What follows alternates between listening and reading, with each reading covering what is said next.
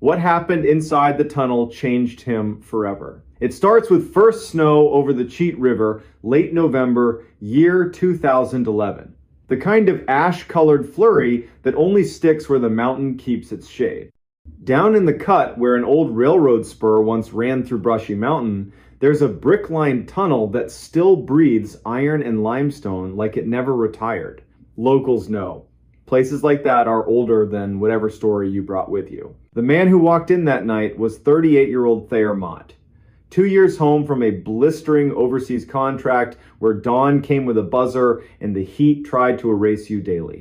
Back in West Virginia, he did county roads, cones, culverts, sleeves, rolled exactly the way your grandfather approves of. Off the clock, he carried radios for fun, listened to the weather net the way other men listened to baseball. Thayer lived alone in a small cottage that apologized every winter for one window that never sealed right. And he had a rule: write things down and the world behaves, at least for a while. At exactly 1950, by a cheap, luminous watch whose hands never lied, Thayer stepped into the Brushy portal. He'd told dispatch Lenox Vale that he'd walk the right-of-way from Brushy to Quarry, check drains, note a small rock slide from last week, headlamp, warm white, a spare in his pocket because batteries lie. He descended the stone throat. Brick arched overhead, ballast underfoot, old rails long since lifted clean for quick money. He kept to the shoulder, counted steps, scraped slate from the crown with the toe of his boot, and wrote little facts on a card because little facts keep the big ones honest. 50 steps. The foot sound changed dry to damp. The tunnel sound, river on stone, temperature wind, steady drips settled around him. And then at 2012, something new slid in beside him. Not ahead, not behind, beside. A girl's voice. Not echo, not machine. A child's cadence without the child's confidence. First a rising vowel like someone tuning their courage. Then a single word delivered with precise hope. Thayer. Tuklo. He did not answer.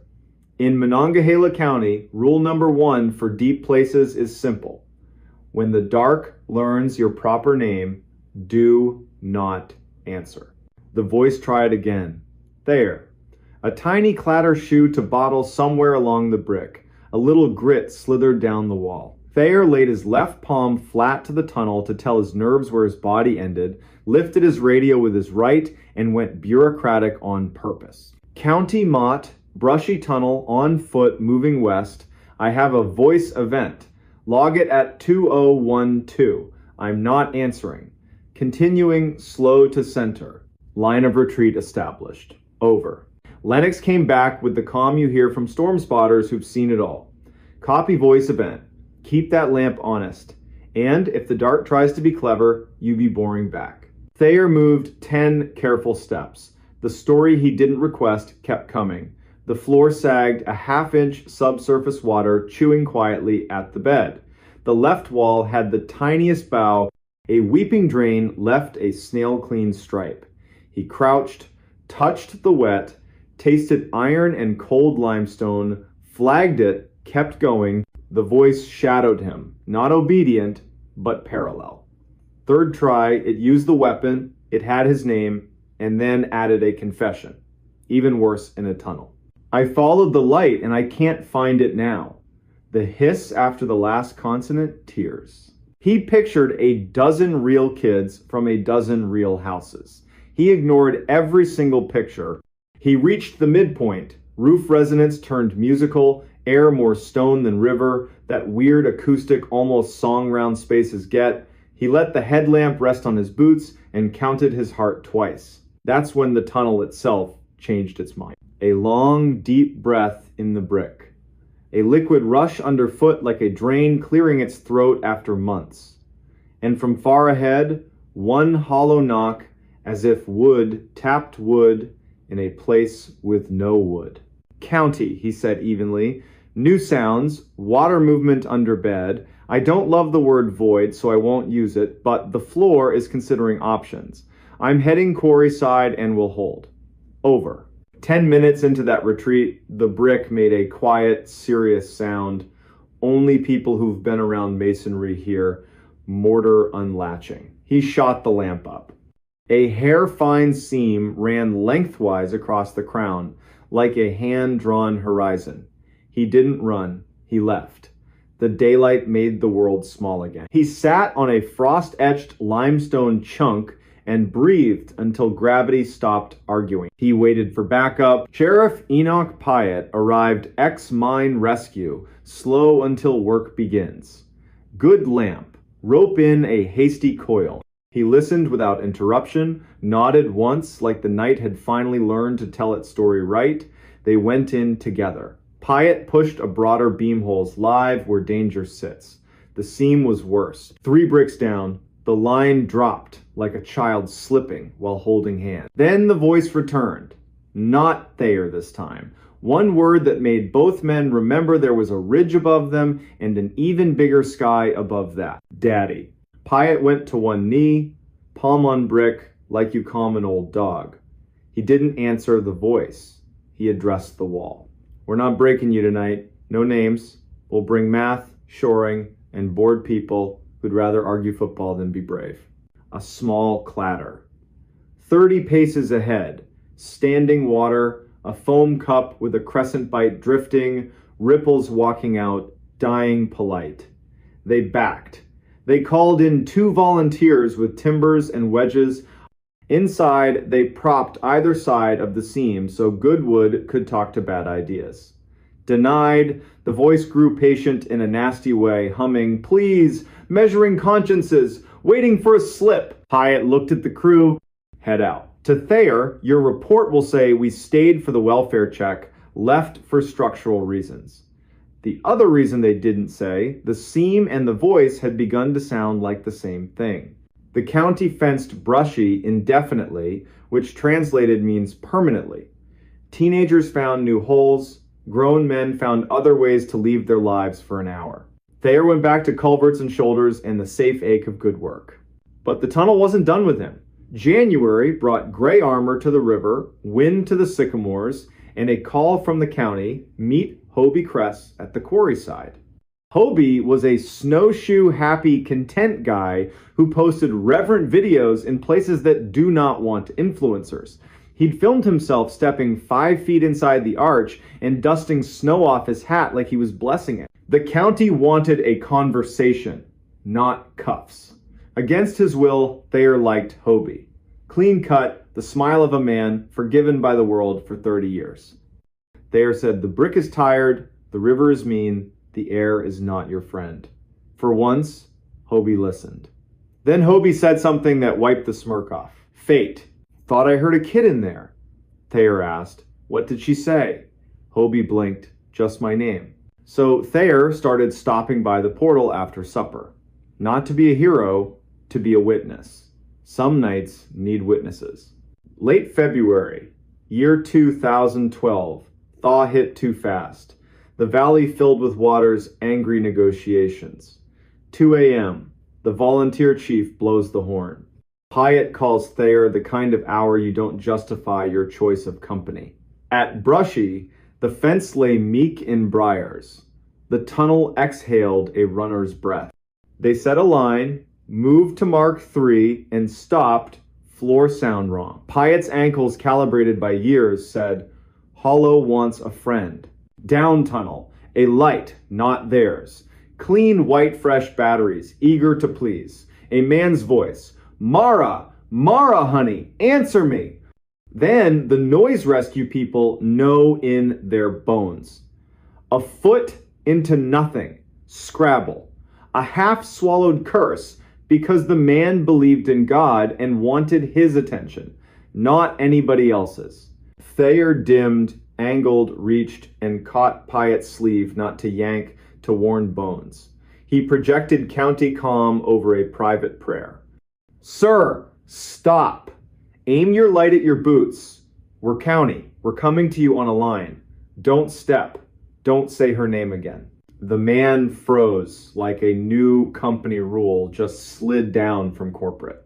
He lifted his light, then remembered and put it back on the floor where it belongs. Thayer and Pyatt bellied the last distance. A pocket of water had eaten everything under 5 ties. A plank mercifully there bridged. They slid the man back, clipped him, and sent him out on a promise of coffee. He would later tell the paper he cried, and no one made him feel small for it. He would not tell them the name the tunnel whispered to him to get him inside. When his light was gone, the tunnel was not quiet. The voice came one last time, not the child, or the child, upgraded for cruelty. Your father called for you, and you did not come. Pyatt closed his eyes by reflex, opened them on purpose. Thayer didn't move. He thought of a fluorescent desert overseas, a generator droning in 2 notes you can hear through walls. He thought of a high school hallway where the light always flickered and a teacher never once guessed what he might be good at. He thought of his mother laying a dish towel over biscuits she couldn't afford and doing it anyway, because sometimes a boy needs to see abundance he didn't earn. He radioed in a voice that knew how to hold a line. At seam, water in bed, void under ties, 10 to 15, past Mark 3. 1 civilian retrieved. Tunnel practicing party tricks. We are leaving in a walk. After the flood signed its name and crews policed the driftwood, small pieces that look like birds, big pieces that look like law, the county rebuilt the fence, bolted the sign, and kept the order permanent. The tunnel stayed. The voice, if it stayed, learned boredom, because this county does not answer. What the tunnel changed in Thayer wasn't superstition, it was speed. He started talking slower to people who live half their lives in the dark. He learned to stand on the downstream side of a bad decision, so if someone ignored a fence, his body'd be where it needed to catch them. He untied his boots on the porch, not the kitchen. Thresholds matter. Spring, the county finally replaced that chronic sycamore. A woman, Hetty Dockery, knocked on Thayer's door with a box of rooted maple slips and a photograph from her father's desk. A girl in an expensive dress and a useful coat gone since the 1970s. Hetty asked if he'd go with her to the portal and speak the name once. He didn't correct her, he went.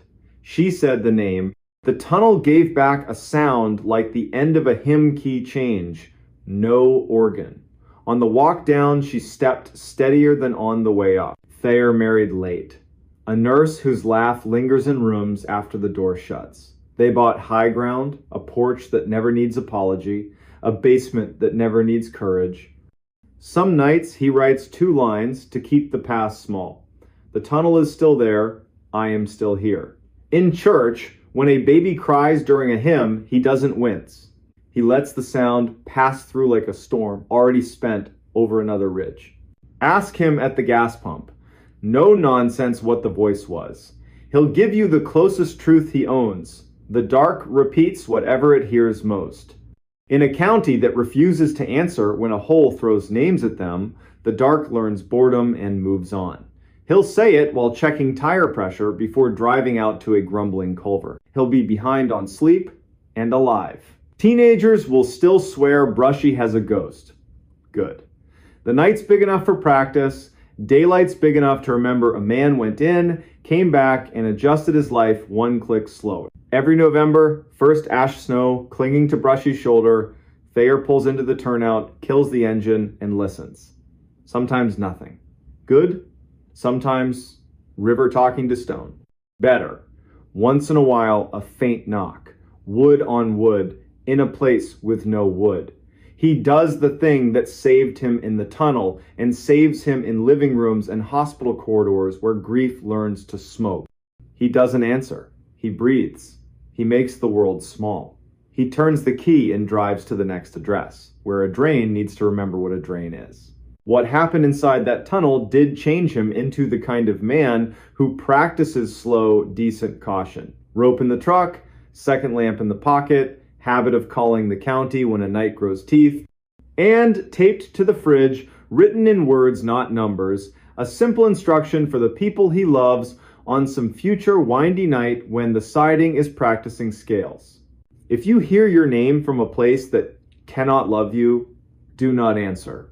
Count to 20, call me. Count to 20 again, I'm on my way. He moved into a house that wasn't empty. All right, today's story takes place in a quiet Hudson River town, late October 2021.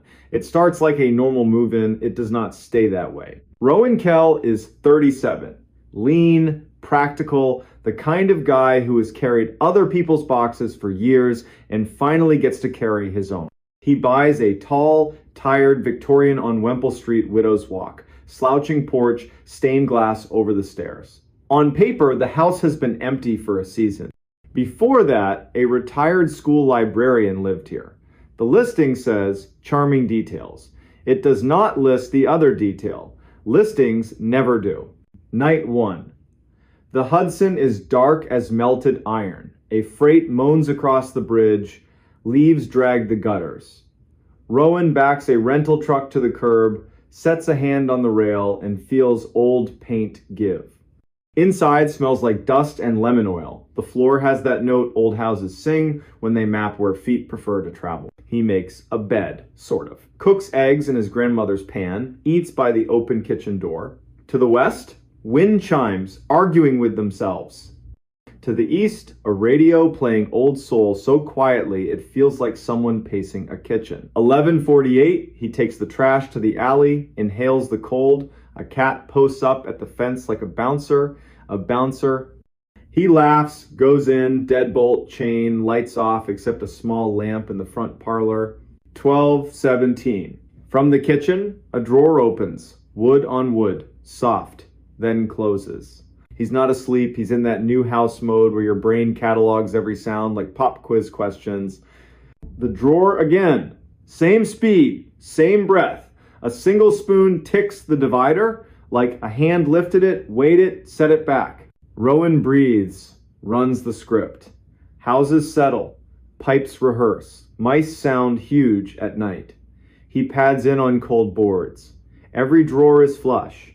The counter is polite and empty. Moonlight makes a pale square on the table.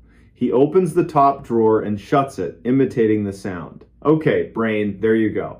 He puts water on for tea because people who aren't afraid make tea at midnight, and that's when he sees it. On the pantry door, shoulder height, a little wax circle, a fingertip habit mark.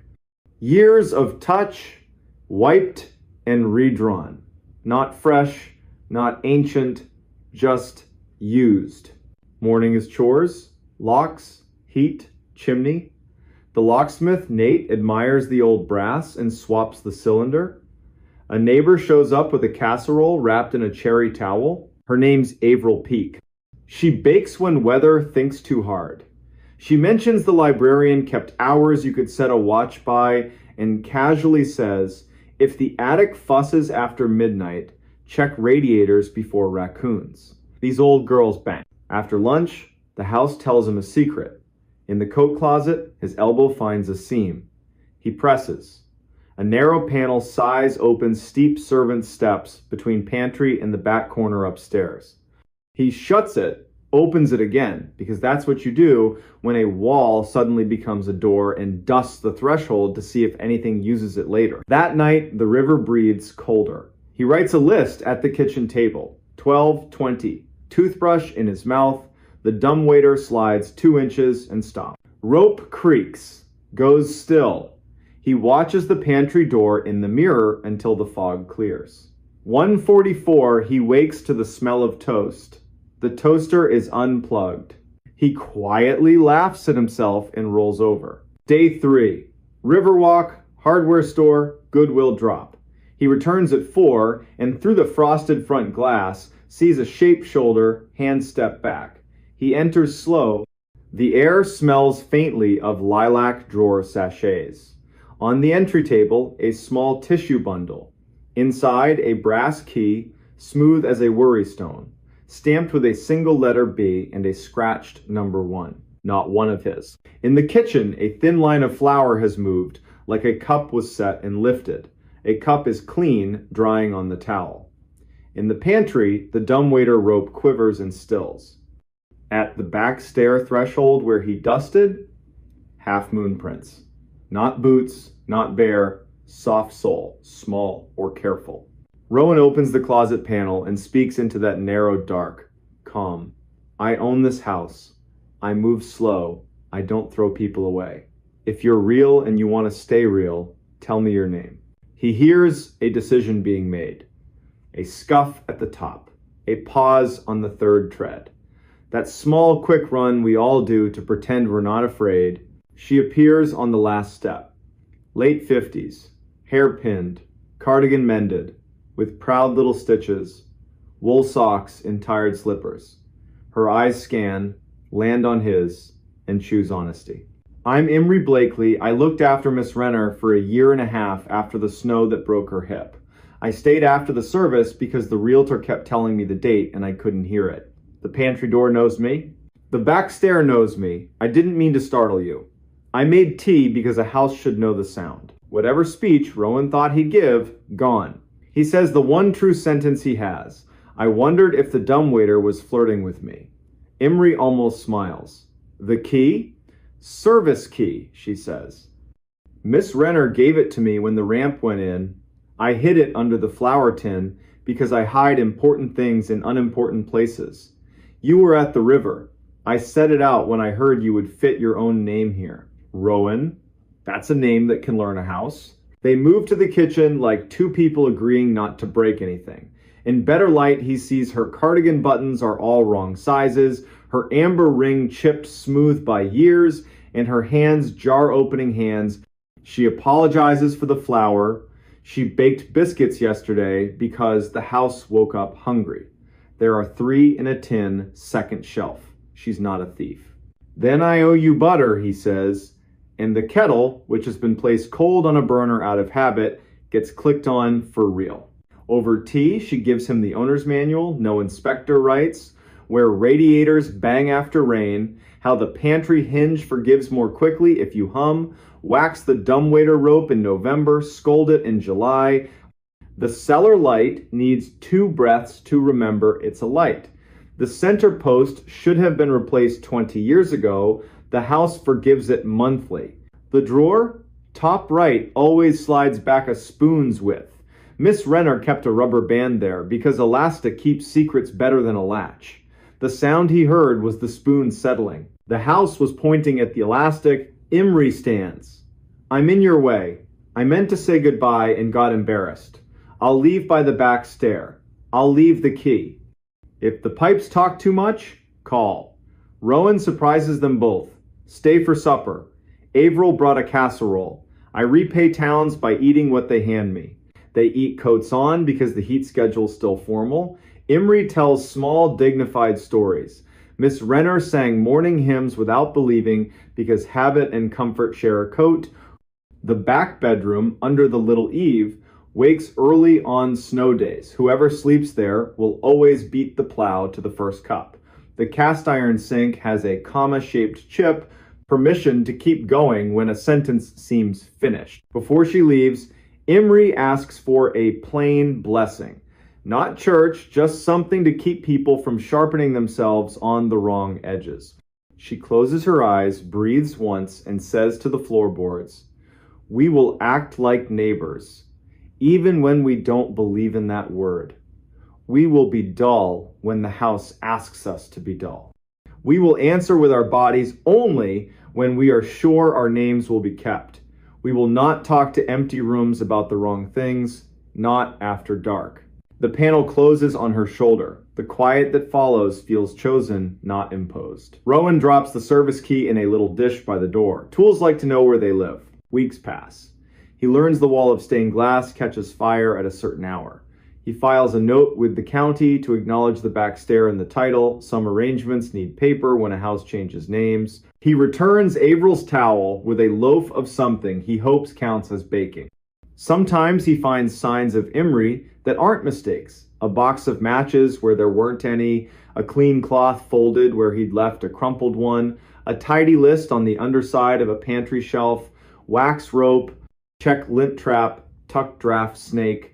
He writes thank you in the margin with a dull pencil. Late November, Averill appears with a county inspector who measures politely and asks the best question a bureaucrat can ask. Does this panel count as a door or a hatch? Rowan says it counts as a secret that deserves to be acknowledged. The inspector actually writes that down. That night, the wind returns with a dry old paper hand.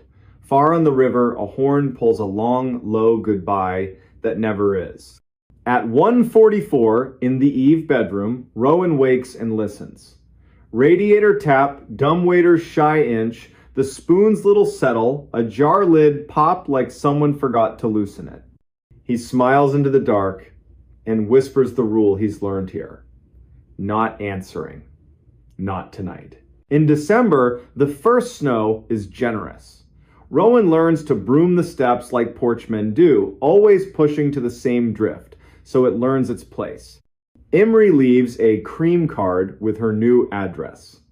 Basement studio, window facing a black walnut, part-time job at the county historical typing ledgers, saying names out loud so they don't think they're finished. She asks one favor. There's a trunk in the attic. Miss Renner's aunt, Minta Thorne, kept a diary for 50 years, careful and mean in the best way. The family would like the trunk if it can come down without swearing at the rafters. They climb the front stairs on purpose. The attic opens with paint stick reluctance, then generosity. Boxes are labeled in a librarian's hand, winter scarves, not this one, photographs, country cousins, bird journals, 1980 to 2010. The trunk waits under the peak leather straps, tack heads like stars. They don't open it. Not yet. They carry it down between them one step at a time, like moving a sleeping parent. It rests on folded towels in the hall overnight because old things deserve a chance to decide to be seen again. Next day, the niece Lorna Vetch arrives with grocery tulips and a cake.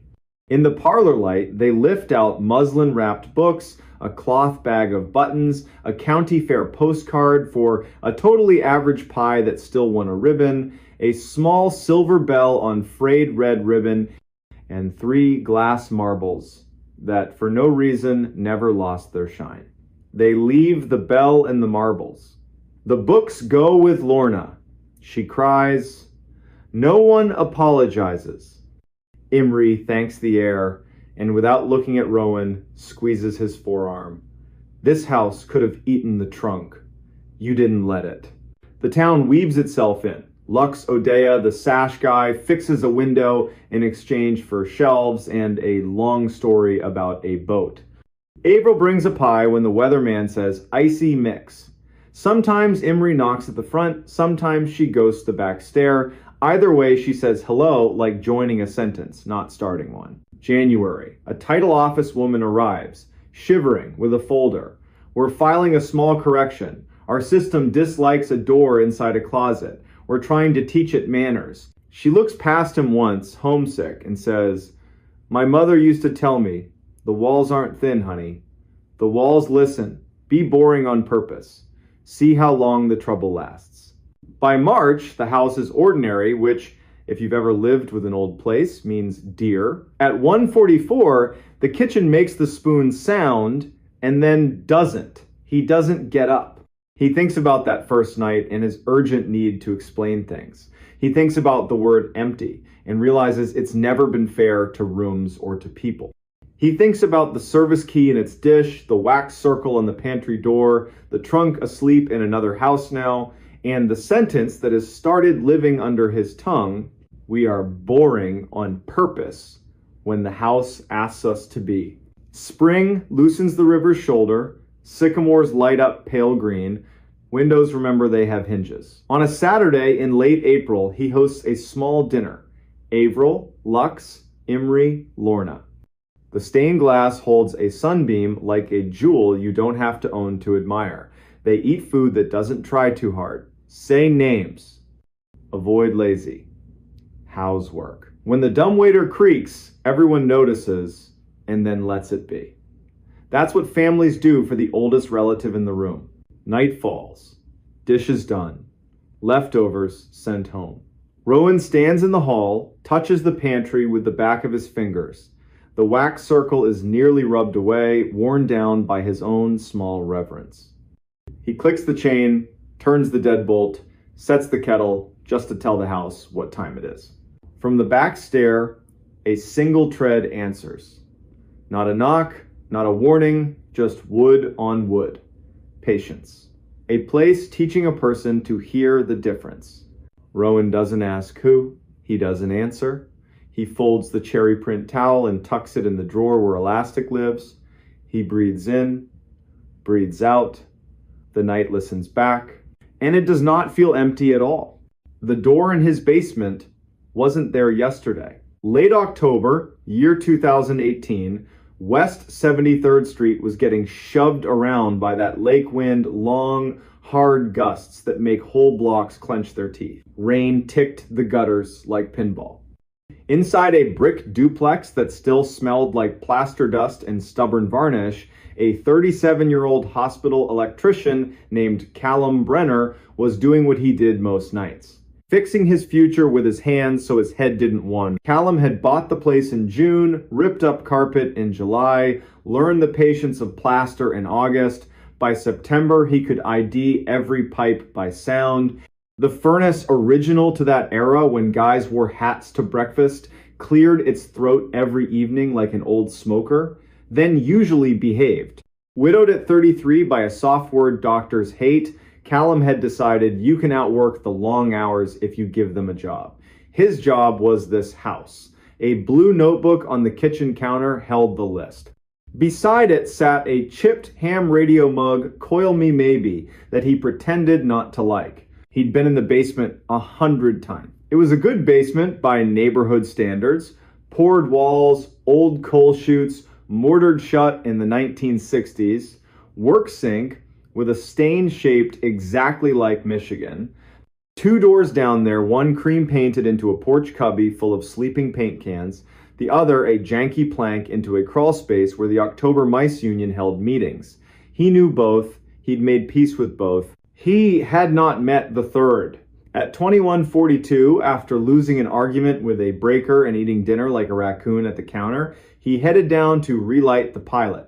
He liked that moment, the polite click, the soft whomp winter delayed by a thumb. He rounded the stair, set his phone on a joist for light, looked up, and stopped, like someone was dimming him instead of flipping him off. There was a door in the west wall. Not a door he must have missed. Not boxes stacked weird.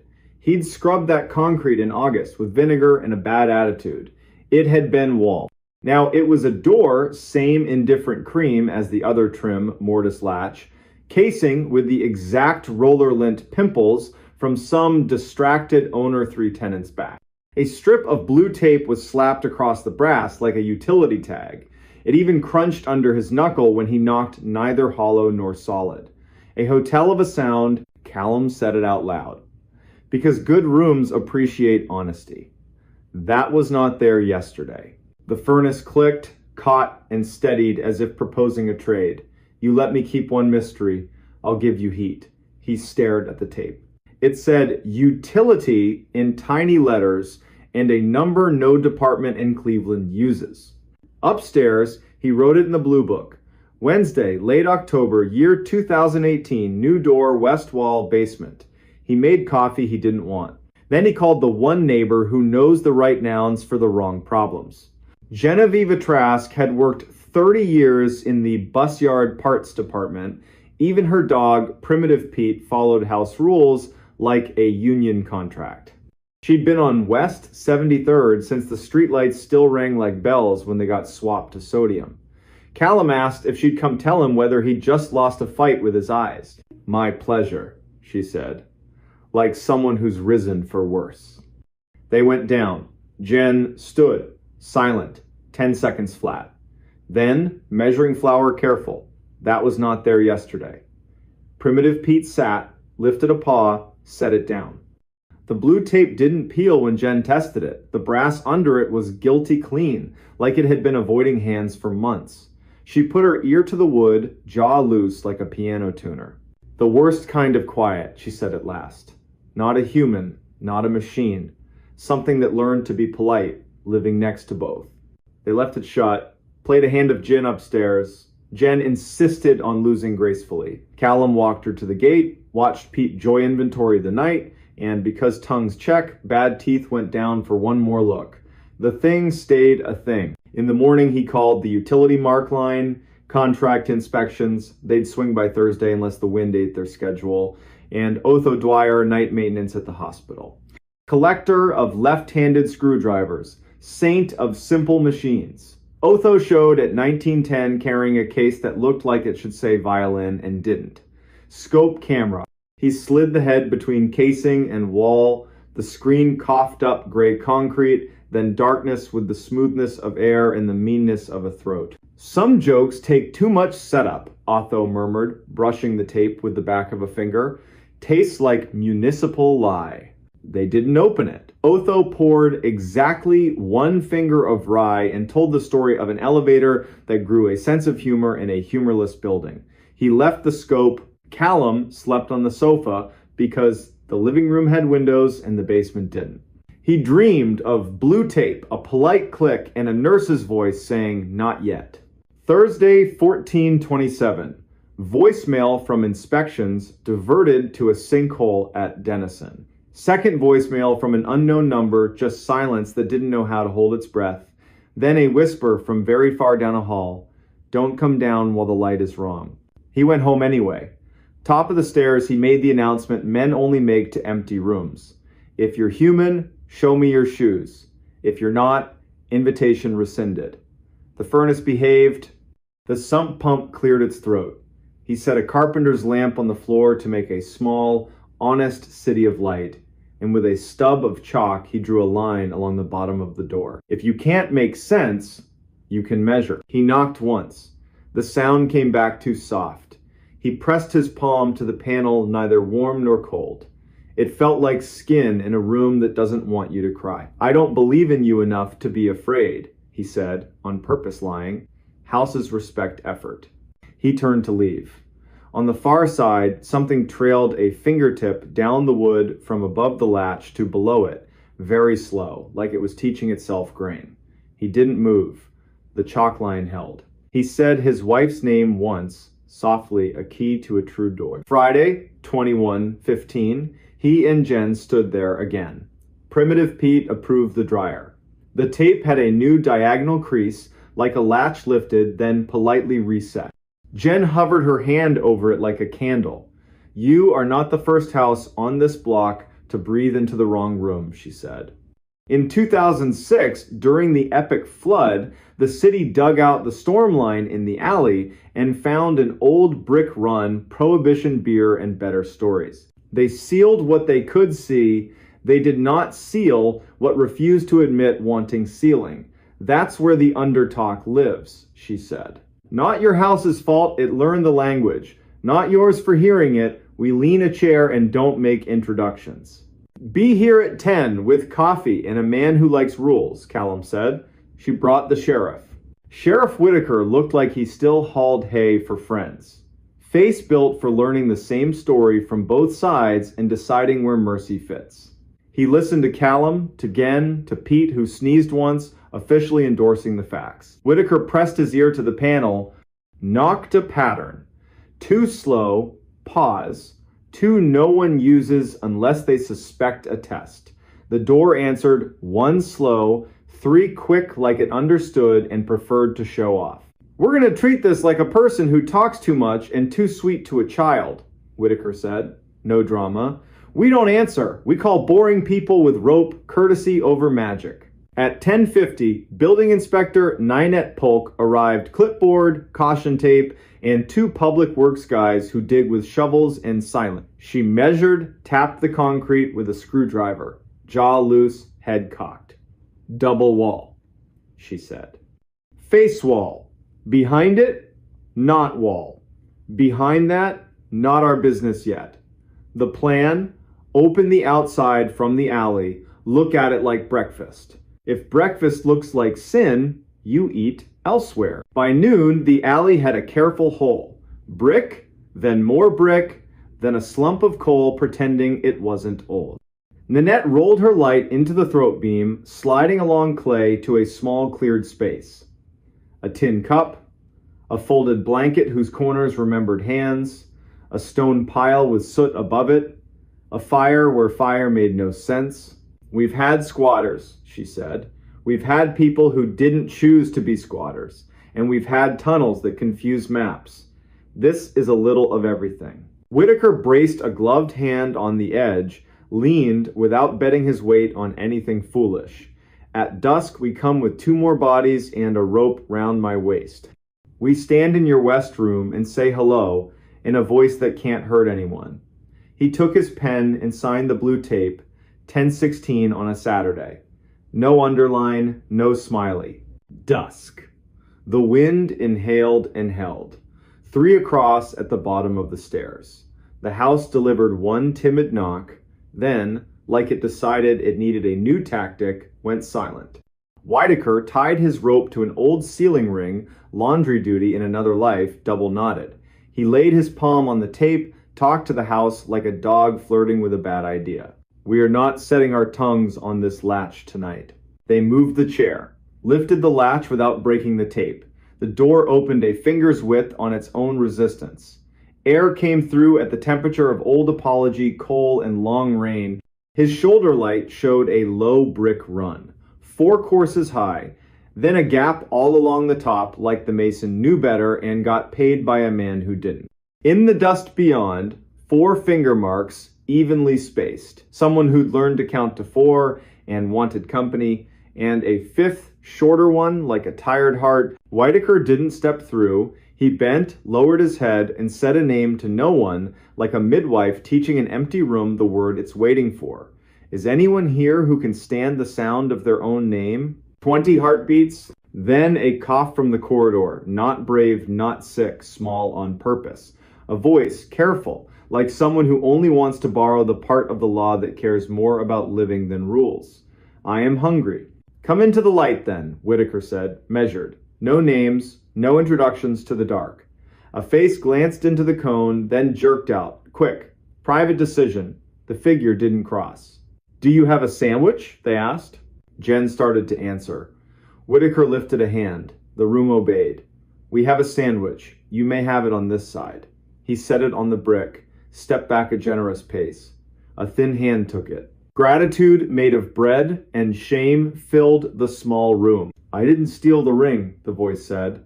The ring was already in here. It's welded to the wall. We'll speak again in the morning, Whitaker said, as if this were any kitchen, any night. If you're still here, that would be a blessing. The dark laughed, once surprised at the word blessing. Then, I'll be here, the rain decided to stay. They closed the door.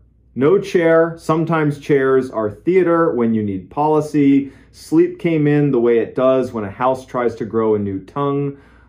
Morning, the chalk line had a clean nick where the door had opened and closed. The tape now had 2 creases. In the alley, the little camp had a second cup that hadn't been there. On the brick, a note, careful hand, fountain pen tidy. Thank you, I won't be here long if you leave it. I know the way that does not ask you to break your rules. I followed voices, and that was my mistake. I am leaving now by the other mouth. Nanette read it, folded once, bagged it, dated it in words events like this should resist numbers. Sometimes people want a story, she said. Sometimes they want a door that says, no, we'll build you the second one. They hired masons from Ohio City argument-winning walls. A second wall went up in front of the first, tied with rebar that enjoyed its job. They pumped the crawl with flowable fill. Fill is kinder than concrete. Cut a new drain to the alley with the city's blessing, which almost never happens and did. They left the door hung for the sake of the room so a man, mug in hand, a year from now, could touch a latch and remember that fear behaves when it isn't fed. One Sunday in December, after the work and after the lake found its winter voice, Callum stood at the bottom of the stairs, set a sandwich and a thermos on the brick, no speech, no theater, listen. The house was just a house. You don't get to grow a new door without telling me first, he said, mostly to make the air file the sentence somewhere. Winter settled. Primitive Pete suffered boots. Jen taught Callum to let houses tell their little understories without volunteering his name. Whitaker sent a holiday card with a knot on the front. Otho reclaimed his scope, pretended to be offended at how clean the lens came back. Nanette drove by twice in January to make sure the wall looked like it meant it. In spring, the city found more legacy brick down the alley and filled that too. The report used the word legacy like a period. Every now and then after midnight, wind slides between those houses like a memory that learned to walk. The furnace coughs a sound you could mishear as a polite knock. A man stands in his basement with his palm on a harmless latch and says the names of the people who made a strange night decent: Genoveva, Otho, Ninette, Whitaker, and the name of the woman he loved, because names are keys, and grief is a door you don't open so much as a company. Then he turns out the light. Basements have long jobs. They don't need help from shadows that think they're clever. If you ever buy an old house in a city that keeps secrets under its sidewalks, you might wake up to a door where plaster swore no door would be. You don't owe it curiosity at midnight. You owe it a list, a lamp that won't lie, a neighbor who can make quiet into a tool, and the dull bravery the trades teach. Knock once, count to 20. Call someone with rope, and if a voice on the other side calls your name like it's entitled to it, remember the single sentence that carried an ordinary man and his unremarkable house through a night when the city tried to breathe through his wall. We're not answering, we're not leaving, we're coming back with more people and better light. The missing campers were never alone. Today's story takes place in Idaho's Salmon Chalice backcountry. Late September 2018. 2 campers vanish near an old fire lookout. Search teams go in, radios crackle, dogs work. Then a voice in the timber starts saying one of their names. And the rule out there, the one they don't put on maps, is simple. If a voice calls your name and there isn't a mouth you can see, you don't answer. Sunday night. Rain falling in thin ropes, polite but insistent. The granite smells like a coin. Weekend traffic bleeds east. In Shoup, the cafe lights go down. The river keeps its sentence. On the 3rd floor of the county building in Salmon, under humming fluorescence, dispatcher Kaya Merritt settles a headset and sips from a chipped mug. 41, good at hearing the difference between wind on a mic and fear in a throat. At 21:47, the primary line rings a childlike rhythm. Kaya picks up a careful male voice. I need to report 2 overdue campers, my cousins. I'm next to their truck at the Loon Creek turnoff. The camp host told me to call before I get brave. Kaya goes methodical. Names: Ivor Doss, 42. Lena Doss, 38. Boise people. Left yesterday with a light kit and ridiculous amount of jerky. Destination: Ridge by the old Jarvie lookout. They brought a radio. They also brought stubbornness. Stay with the truck, Kaya says. Do not step into timber. Coordinates go into the form twice, clean. Deputy Roland Knapp, 39, a face that makes people tell the truth by accident, drops a cup of stew and starts his hour-long drive. Ranger Nick Salcedo checks in from a cabin near Panther Creek. Patient voice. Knows where people make their first wrong decision. By 22:40, red and blue lights lay themselves across wet trunks at Loon Creek. The blue Ford is locked. A map inside is soaked, still readable in a bleeding wet. Camp host materializes. The pair planned the ridge, backed in for an early exit. Rain's coming, he'd warned. Rain brings the air alive, they'd said. Nick slides the map onto the tailgate. A penciled circle on the ridge. A dotted line up the wrong drainage, then corrected like a man who doesn't like admitting guesses. Beside the circle, Lena's neat list. Stove, coffee, headlamp, prayer. Time matters, Nick says. No volunteer conga line onto wet granite at midnight. Cousin stays with the deputy. We do this steady. At 1, they find the camp the way you sometimes do. Ghost of a new fire ring, a tiny cairn somebody couldn't resist. A boot print Rain is trying to steal. 2 sets. Walking together. Roland Marks calls it brings them back. Morning plan gets written like an anchor. Kaya works the night like a loom. Tracks down Lena's sister in Meridian, leaves a message that is compassion twice and panic never. Calls in a K-9 team ode to the county. In her log, she writes 5 quiet words only she will see. Do not answer a name. Dawn. Cloud lifts, leaving diamonds on every needle. 15 people drink black coffee at a folding table. Nix runs a finger over the map and splits the country into sectors. He adds the rule, the one you only hear from people who have earned your trust. If you hear a name and there's no visible mouth, lock eyes with your buddy, say their name, make them say yours. Do not answer anything from Timber, not even if it uses your song. A new kid raises a hand. Is that folklore or a line I can put in a report?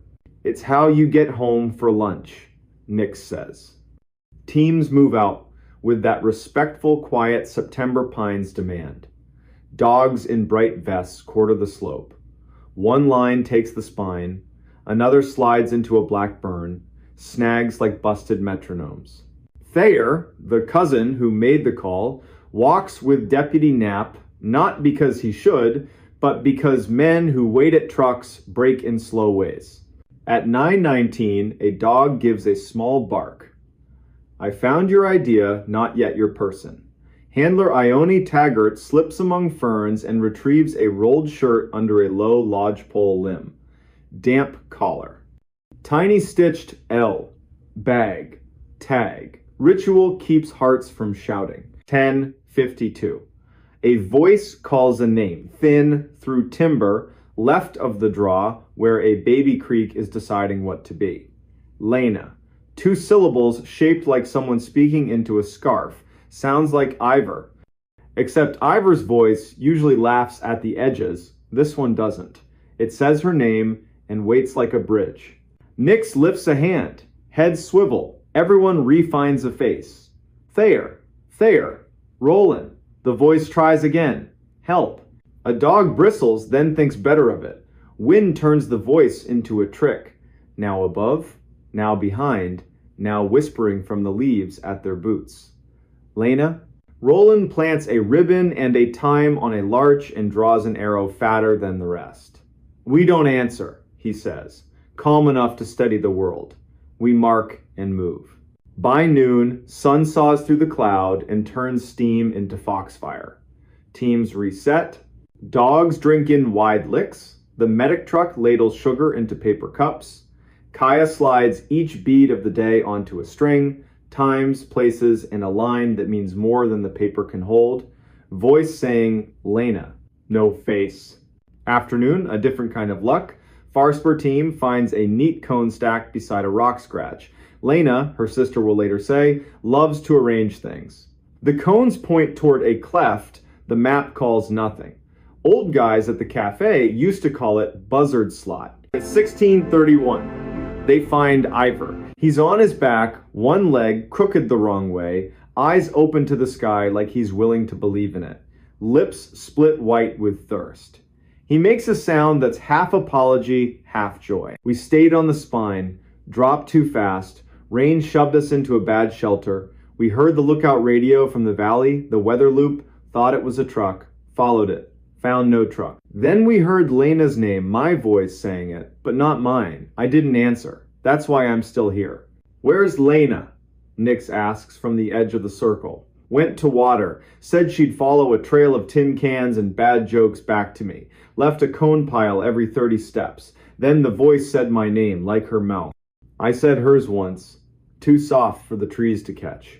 After that, I held my tongue. She's been gone since just before sunup. 17:54. They find Lena. 10 minutes east, 2 pitches up, tucked into a granite room. One hand on a ledge like she meant to pull herself into another day, and paused here. Cold, not lost. Shy pulse. Hairline cut with the head's usual drama. Jerky pouch, empty. Pockets full of gravel, her attempt at a breadcrumb trail in a place that only prints with stone. Wind keeps the helicopter on a leash, so they burrito the pair in foil, wool, and intention. Move them by patient inches. Dogs trot with tails up, doing what dogs were born to do. Ivor talks about coffee like a religion. Lena says river like a baptism. On the tailgate under a county floodlight, lines running into arms, Lena gets her question to work. The voice, she tells Nix, it said his name. It came from the wrong place, above, behind, under my feet.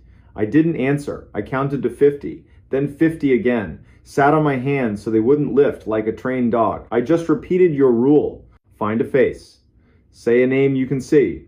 People get hurt up here when they answer a mouth that doesn't have their best in mind. You did right. Thayer. Because brains want drawers to push fear into we were never alone, were we?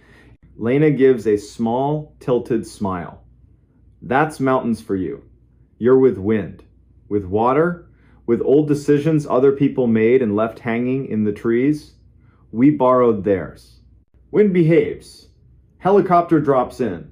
Medics step out with faces that make mothers cry from relief alone. They pack the dosses like a wedding dress into a trunk and lift. A scrub pine below the ridge, bows, releases, bows again. After midnight, Kaya types the sentence that chased her all day. The missing campers were never alone. She knows it's not a checkbox. She puts it in anyway. The weeks after, the valley chews it. In diners, it was echo. On lifts, radio bounce. In coveralls, catamount. Brain mirrors, and then quieter. The one sentence that matters. If you hear your name in timber and there's no mouth in sight, don't answer. A month later, blue sky so clean it feels stolen. The Dosses bring a paper bag to the ranger cabin. Knit hats, plain and practical. On the tag, Lena's neat line for when the wind forgets itself. They sit with Nix and, briefly, Kaya. Words are carefully unimportant. Nix talks burned hills learning green. Ivor describes a mispainted bridge teaching Boise patience. Lena says she now speaks her people's names out loud each morning, not to offer anything to the air, just to remind her mouth what it's for. She adds one small thing, offhand. Counting while it called, I pictured roll call. Teacher calls your name chalk in her hand. You only say here if you can see the chalk. That helped. By next fall, a laminated card shows up on the camp host board at Loon Creek. No sermon, just a rule in rainproof letters. If you're overdue, sit, count, save heat, call only when you see a face. Do not answer the timber. No author. The host denies it, then admits he likes that he would have. Winter lays down thin law. One dawn in a high cabin, a radio unplugged, says a name perfectly. The men grin like at an old joke. They say each other's names and keep making eggs. Sun clears the window. They follow the line they marked in gray light and find a snowmobiler parked like a guy at a bus stop choosing a story. He says, I heard you all night. They say, not us, friend, but we're here now. Years later, at the Shoop Cafe, Sunday closing time, you might hear it slide by. Loggers arguing about draws, a couple practicing their baby's name, somebody at the counter saying, those campers below Jarvie, they weren't alone. Nobody is out there. The hills keep you company, sometimes too well. If you catch Kaya after a shift, headset marks on her face, she won't give you a ghost story. But if you ask what she learned that September, she'll look at the river and say this: listening is work. Names are tools. Home is where you only answer when you can see who's asking.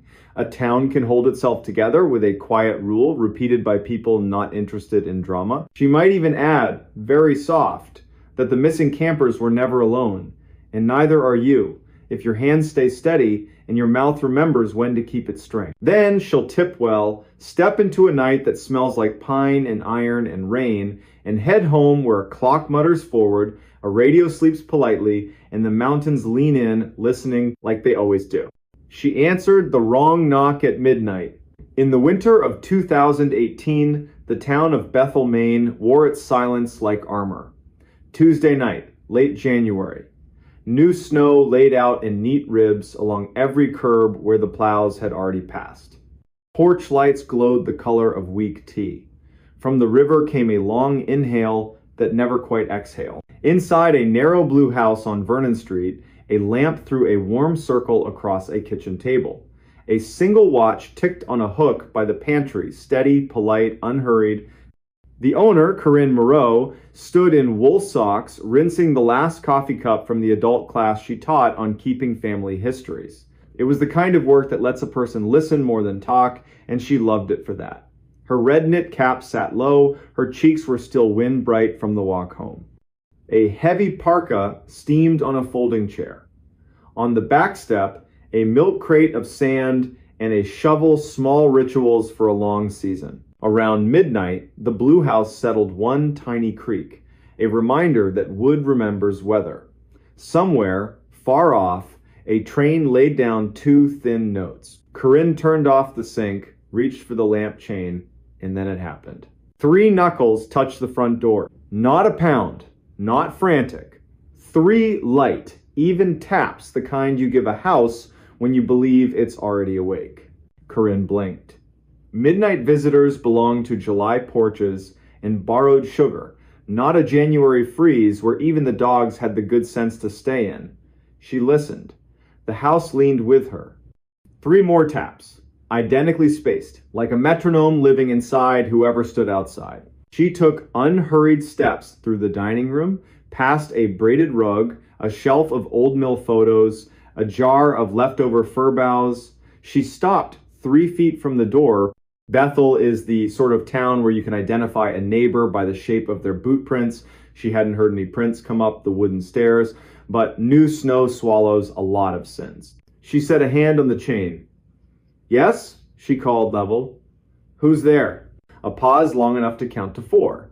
Then a soft, tired voice, young or simply worn out by the night. "Sorry, ma'am, I'm looking for the Deans. Wrong house, I think." The Deans lived 2 streets over near the school. Mustard clapboard, perennial porch light. Corinne pictured a face gone red with cold and embarrassment. She kept the chain engaged, turned the deadbolt, and cracked the door an inch, then 2.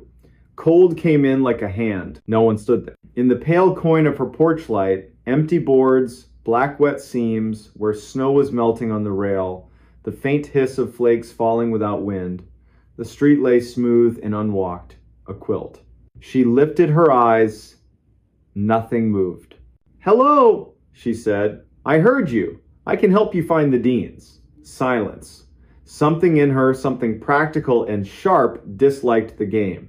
She shortened the chain 1 link and eased the door shut. 3 more taps. Not at the door, at the living room window.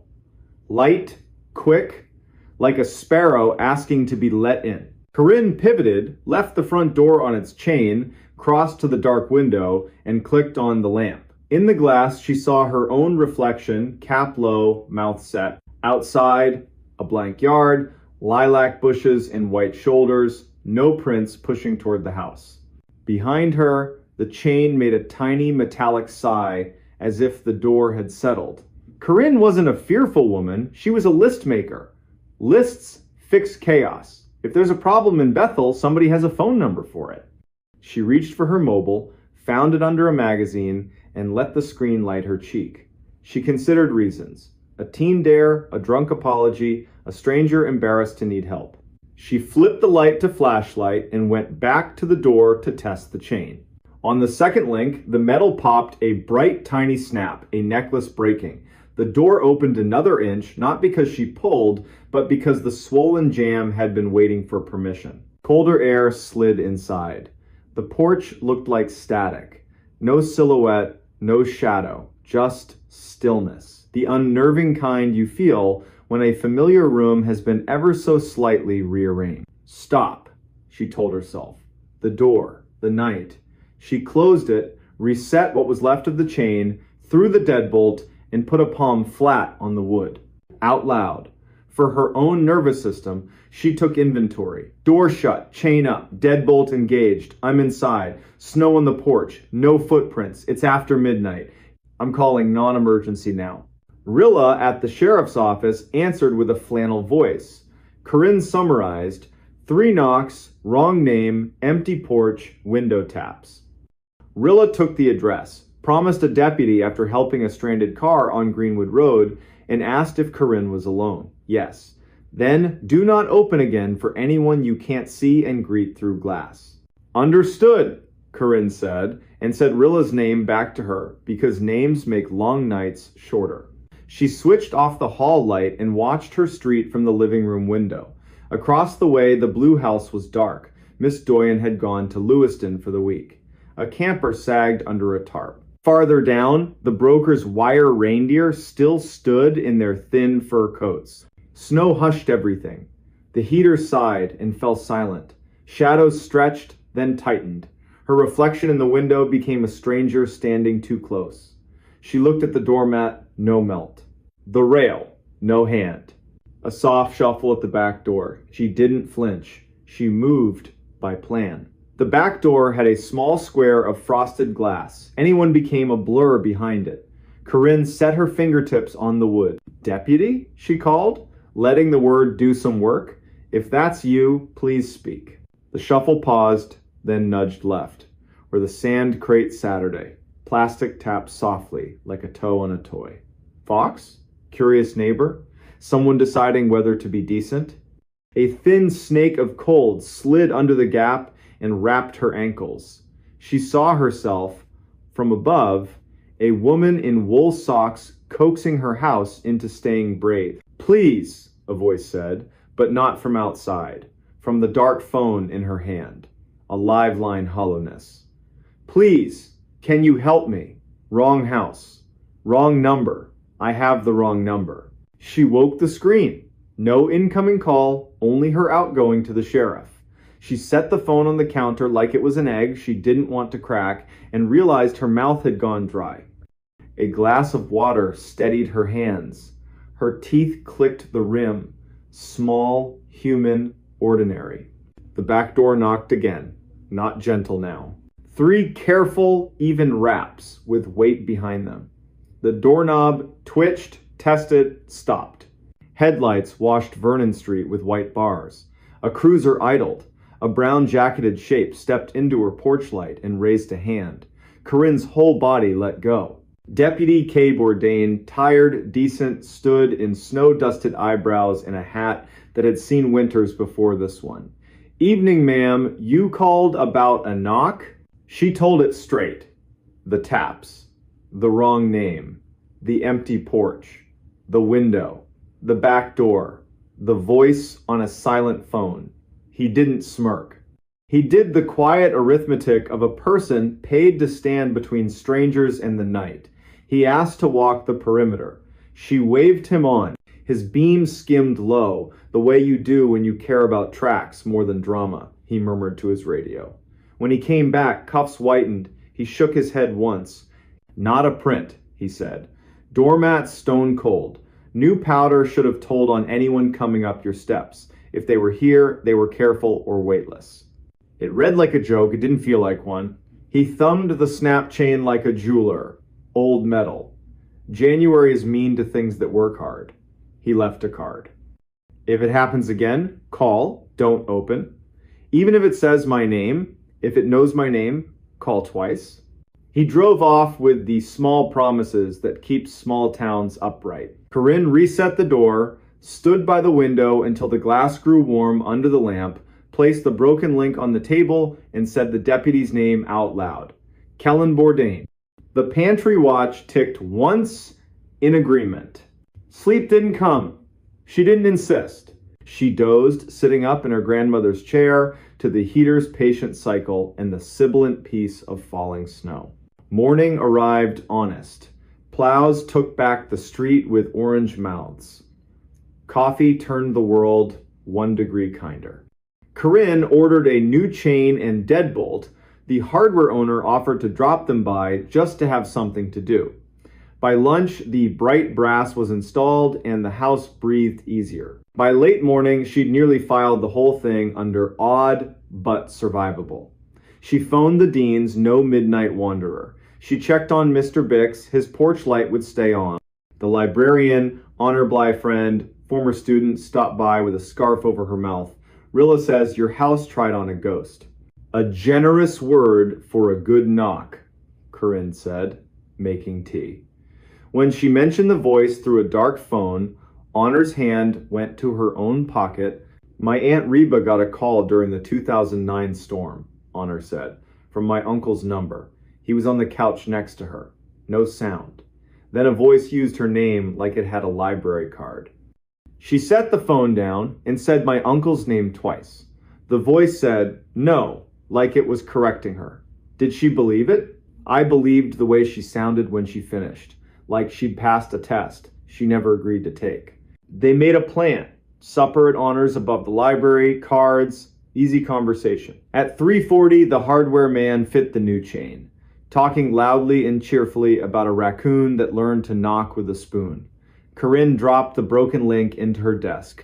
Not to keep, just not to throw away on the day it happened. The evening at Honors was ordinary, in the best way. Garlic, old paper, a radio station from the middle of the country. At 10:10, Corinne walked home under a coin moon, let herself into the blue house at 10:32, and set her keys in the bowl. At 10:36, 2 quick knocks at the front door. She stood with her palm a hand width from the wood. "I'm not opening," she said, frank but not rude. "Say your name and purpose or try another address." Silence. Then the almost bass of a voice felt in the chest more than heard. "Please. Wrong door, wrong number. Same words. Heavier."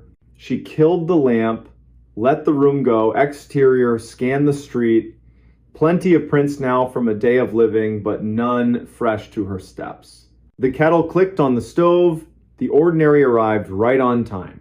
She poured tea, decided her mouth would speak only on purpose. At 11:03, 3 polite knocks at the back door. She dialed non-emergency again. This time Kent answered voice like sand. A car was close. She thanked him twice. She braced her feet, let her body remember its own width, watched the frost square turn the dark to lace. The knob didn't move. Deputy Bourdain returned, eyebrows full of starlight. "We're going to pretend I came because I missed your lamp," he said. They walked the lot lines. His light wrote arcs on snow. They listened to soil with their hands. He left another card and one practical instruction. If she left town, tell him. He'd swing by. Saturday passed. Sunday brought distant bells and a walk for oranges. Monday pulled bright curtains, then closed them early. No knocks. Corinne's shoulders dropped. Tea tasted like kept promises. The broken link stayed unchanged in the drawer. Then Tuesday, full circle. At 11:56 p.m., 4 minutes shy of the same hour, a voice came from the little radio by her kitchen clock. It was unplugged. It said her name quietly and asked if she was there. Her throat chose its loyalties. She approached, didn't touch, listened to the way vowels met consonants, stepped back, and said, like iron, that the county had rules for midnight and she was old enough to follow them. It tried other doors. The living room vent pinged her name as the heat came on. The phone rang with no number. The dead doorbell found its resurrection. Each time the voice asked for a person, not a favor. It tried town names like Keys, Miss Doyon, Mr. Bix, Honor, Rilla. It even tried Kellen Bourdain, as if it had learned the card in her hand. She smiled despite herself. "Deputy," she corrected the air. "Not tonight." She let the tea go cold. She laid no hand on any handle. She apologized for nothing, not even her stubbornness. At 3 minutes past midnight, she felt it lose interest. The house exhaled. The radio remembered it was a radio. Air moved room to room with nothing to ask. Corinne set the kettle once more, carried a mug to the window, and stood until her reflection looked like a person whose name had been kept safe. Then she slept like someone had tucked a quilt around the town. Over the next week, stories salted Bethel. A woman on North Road heard a screen door open and close for nobody. A late dog walker heard tapping on stop signs like a patient hammer. The mail carrier heard her name from a garage and almost answered before remembering what day it was. No one was dragged into snow. Locks held. People learned one sentence and used it when darkness stood close. Not tonight, not this house. When the river loosened and the sun laid a silver road across it, Corinne and Honor watched the water tell itself a story. They ate pie at the diner and called fine what it was victory. On the way home, Corinne passed the dean's mustard house and thought of that first polite voice. She detoured, set a gloved hand on their rail, and said their name into the wood, a practice she'd adopted, Give places back their proper nouns. At her own door, the new change shone ridiculous and perfect against blue paint. She ran a thumb over it and heard the small metal truth. Tonight will be ordinary. Keys in the bowl. The watch ticked. The heater hummed. The fridge sighed like an old man. From the street, 3 knocks. Not on her door, on the blue house next door, where Miss Doyon's son-in-law was picking up the last of her winter clothes. A harmless sound, not a summons. Corinne felt sudden tears. The body likes to test itself and then be returned to ease. She laughed Small Bell back in tune and said the sentence she meant to keep for every winter that followed. We don't answer the wrong knock at midnight. We count it. We name the hour. We call the people whose job is the porch. And we keep our names warm inside our mouths until morning reminds every room who belongs where. In spring, when the town smelled like wet earth and hope, Corinne swapped the fur for tulips, oiled the hinges, watched the river take its time. In summer, she carried the broken chain link to the bridge and tossed it in. It flashed once small, bright fish and vanished. She stayed to listen to the water write its own sentences, wearing the quiet expression of someone who had been invited to a test, had closed the door gently, and had chosen again to stay. The girl who walked home twice. It was 1930-something. The air smelled like wood smoke and apples. Drizzle turned every porch bulb into a little planet. The high school had cut loose early for the game in Lexington. Band kids fogged up a bus with laughter. Tires hummed along the Maury. Ione small like a willow, tough like one too, didn't go.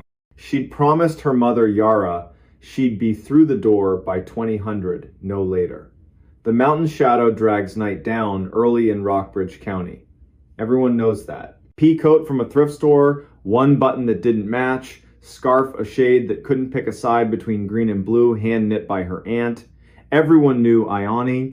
She worked mornings at the bakery on Nelson Street, slipped the paper through Mrs. Kemp's slot at the White House with the red door, could identify every dog in 3 blocks by bark alone. Her father, line cook, cereal kitchen quitter, had left in May. The kind of leaving that makes a clock too loud. Ione had sworn, with a 16-year-old's fatal sincerity, I won't be that kind of gone. At 1940, she waved off her best friend Wren at the feed store corner and ducked into the drizzle, taking her usual 3-block shortcut, hardware store. Mr. Ancher, Petrie sweeping like he meant to sand the sidewalk down to Memory Post Office that still smelled faintly of floor wax, then the alley behind the funeral home because, as Ione liked to say, the living cause more trouble than the dead in Rockbridge Hollow. 1952. A guy in a pickup easing off a steep driveway saw that indecisive scarf flash by. 2 fingers up from the wheel, small town salute. 1954, wind rattled corrugated tin on the vacant lot fence. 1956, misses. Kemp stretched her back, peered past a thin curtain, clocked a girl head down, hands in pockets, shoulders squared against the wet. 1958. Yara's porch light burned a little cone in the rain and turned drizzle into strings. 2000. The door did not open. By 2010, Yara was pacing the living room like she was housebreaking a nervous dog. Up slow, back slow. 2022, she called Wren. Surprise, then careful. Yes, they'd split by the feed store. Yes, Ione was fine. And there had been a man at the vending machine, Marine Corps cap, too new for the face wearing it. 2030. Deputy Rowan Deek knocked hat off, voice steady. He said the sentence every good town cop has to learn. Let us be wrong with you for 2 hours. They weren't wrong for 2 hours. They were wrong for 3 days. Night 1. Flashlights swept the seam from feed store to front stoop. Same bad gravel by the alley. Same puddle at the sycamore. Same warped funeral home step everyone knows to skip. Drizzle turned into mean rain. 0320. The band bus came back. Windows fogged a different way. Kids fell into waiting pickups. Mothers squinted through wipers. A boy named Ash told his dad by accident the worst sentence. I saw Ione behind the funeral home. She had her scarf. When? Just now. And when he turned to point, there was only rain. Saturday pooled in neighbors' kitchens, coffee, quiet, too many glances at the clock. Sunday, the county AR's net droned on the old repeaters. Negative contact. Monday morning, the school band played half a shade slower in the auditorium. The principal looked 10 years older when he lifted his head. At 16:20, that gray Monday, headlights smeared along Route 11. Mrs. Kemp phoned Yara. Yara ran. Mrs. Kemp, who hadn't run for anything since 1989, got there on ring 2, breathless and unpoetic. She is on your porch. Ione stood under the porch light, hair slicked flat, scarf dark with rain, coat buttoned wrong, hands in pockets, eyes bright in a way the sky hadn't earned. The bulb made a perfect oval on the boards, like the house had been waiting for its mark. She blinked once, slow, smiled, small and real. The exact smile she wore, setting a cinnamon bun on a plate like a promise. The sound Yara made porchwood still remembers it. Hands to her daughter's face. Sweetie, why did you make me wait? Ione stepped in like she'd only just noticed, wet as cold after 10 minutes. Shoes kicked off in their forever spot. She looked around, stared a beat longer at the stove clock, the plain round one rust comma on the wall under the nail. Half a laugh, swallowed. Deputy Deke came in careful, body language that said, I belong here, but I won't make the room smaller. Ione, he said, in that slow jailhouse tone that lets people choose their own shape of words. Genuine surprise from her. Deputy Deke, did you get a new car? He hadn't. She tipped her head like a bird when a window stops offering sky. Then why is it so quiet? Dr. Sigrid Hall, neat as a single sentence, took temp, checked pupils, asked, what did you do between Friday and Monday? Walking home. No flinch from the doc, just a neat note. Sometimes you leave people the only word they're willing to carry. More questions. What do you remember? Gray dog by the Coopers. The sound at the pipe bridge. The man with the new hat. Then, like 3 rooms misstacked. I don't know the rest. Her mouth around the O made Yara flatten both palms on the table like she was steadying the whole house. 3 weeks. Rockbridge Hollow learned a delicate routine. They let Ione be. Dawn at the bakery. 2-handed grip on the sheet pan. Reverent buns on paper. She stared at the post office bulletin board until the pushpins shone. Guidance counselor Emmer Holliday sat with her twice a week gentle work, invite a memory to take one step without pushing it down the stairs. On good light days, Ione would offer a new pebble.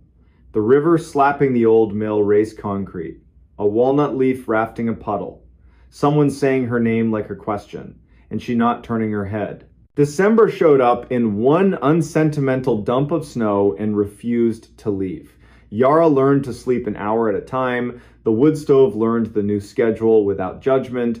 Christmas came with casseroles, feed store gift cards, and one perfect scarf from a woman who couldn't afford to buy it and a woman who couldn't stand to see the old one anymore. By March, the Maury pretended to be more than a river, and a fisherman found the marine cap downriver of the pipe bridge. He called it in and didn't touch it. Like a weird engine smell under your hood you hand straight to a pro. The man who'd worn it had drifted back to Roanoke the day after Ione was found, paid his motel bill, smiled at an elevator that apologized for itself, and left. The cap had no story the town could use. Spring, summer, peepers screaming, telephone wires singing when the wind drops off the ridge full of opinions. In September, 1 year minus 2 months, 17-year-old Ione stood in Yara's kitchen at 1943, poured tea she didn't want. Tired in a way sleep can't fix. Yara, to keep from saying one thing too loud and scaring 3 others, wrote a safe talk list on the back of an envelope. She never got to use it, because in 1947 the front door opened with the exact little 2-tug rhythm of someone who lives there. In the entry stood Ione, peacoat, mismatched button, that undecided scarf, hair wet from a drizzle that did not exist on Nelson Street, eyes bright in a way that made the room back up by instinct. The Ione holding the teacup rattled the saucer, set it down, turned toward herself and made a sound. The porch calls a bird hitting glass. Doorway Ione smiled, small and real. I'm home, Mama. The stove clock ticked one very loud second and then remembered its manners. Deputy Deke again hat in hand. Dr. Hall's stethoscope already warmed the way good doctors do. Counselor Emmer put both palms on the table and didn't sit until Yara did. The town did not come. A small place knows when a crowd ruins the edges of a miracle. They asked gently. When did you start walking? Where did you turn? Did anyone speak? What did the river sound like? Doorway Ione answered with the same script as a year before. Dog, pipe, bridge, hat, walnut leaf. The difference wasn't the words, it was the way the room caught them. Every sentence landed like the place had already set a plate. Deke stood in the kitchen threshold and looked both ways. He saw two girls, he saw one, he saw none. He kept his face steady so the room could borrow it. Sheriff, Judge Crease, how do you write this in a report? Breathe with me, the practical spells. They kept both Ionesses in the room because what else do you do? Dr. Hall took two pulses, one just off the other. Checked eyes, left, right, months backward, both did it. Two wrists, two heartbeats, both wrong in different right ways. Her face gave nothing away and everything all at once. 2140. Somewhere down the block, a stubborn riding mower coughed into one more season. Emmer broke the spell with two perfect lines. We're going to give the new arrival an apple, and then gentler. And we should stop calling her the new arrival. They gave her the apple. She held it like a small planet, looked at it, at the clock, at Yara, at Ione, at the hallway, to the bedroom where long division and bird names had been learned. Then, matter of fact, not triumphant, not afraid, there are two of me here. The tone wasn't a request. It was a math answer. She had finished counting and was waiting to be told what the number meant. The town did what towns do when the world tilts and insists it's always been level.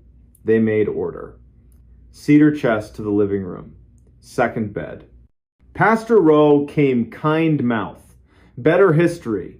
He knows how to talk without turning a room into a church by force. The sheriff, the judge, and a university woman from Lexington with a voice that makes you believe machines can help without showing off. Her term, identity event. It looked great in a report and was useless at the kitchen table. That night, Yara dozed and woke, and dozed and woke. Twice, she stood in the doorway and watched two girls sleep by lamplight. One hand out of each blanket, palm open the exact way Ione had always slept, as if catching sleep required a hand ready. Twice, her mother hand reached to pull a blanket higher and shook in a brand new way. Morning stretched the house back to its old shape. The bus hissed at 07:45. The driver glanced at the porch without meaning to. Mrs. Kemp knocked once, left rolls, and a note with only the date she believes. Inked things are harder to argue with. The university woman returned, politely eager. Separate mic channel.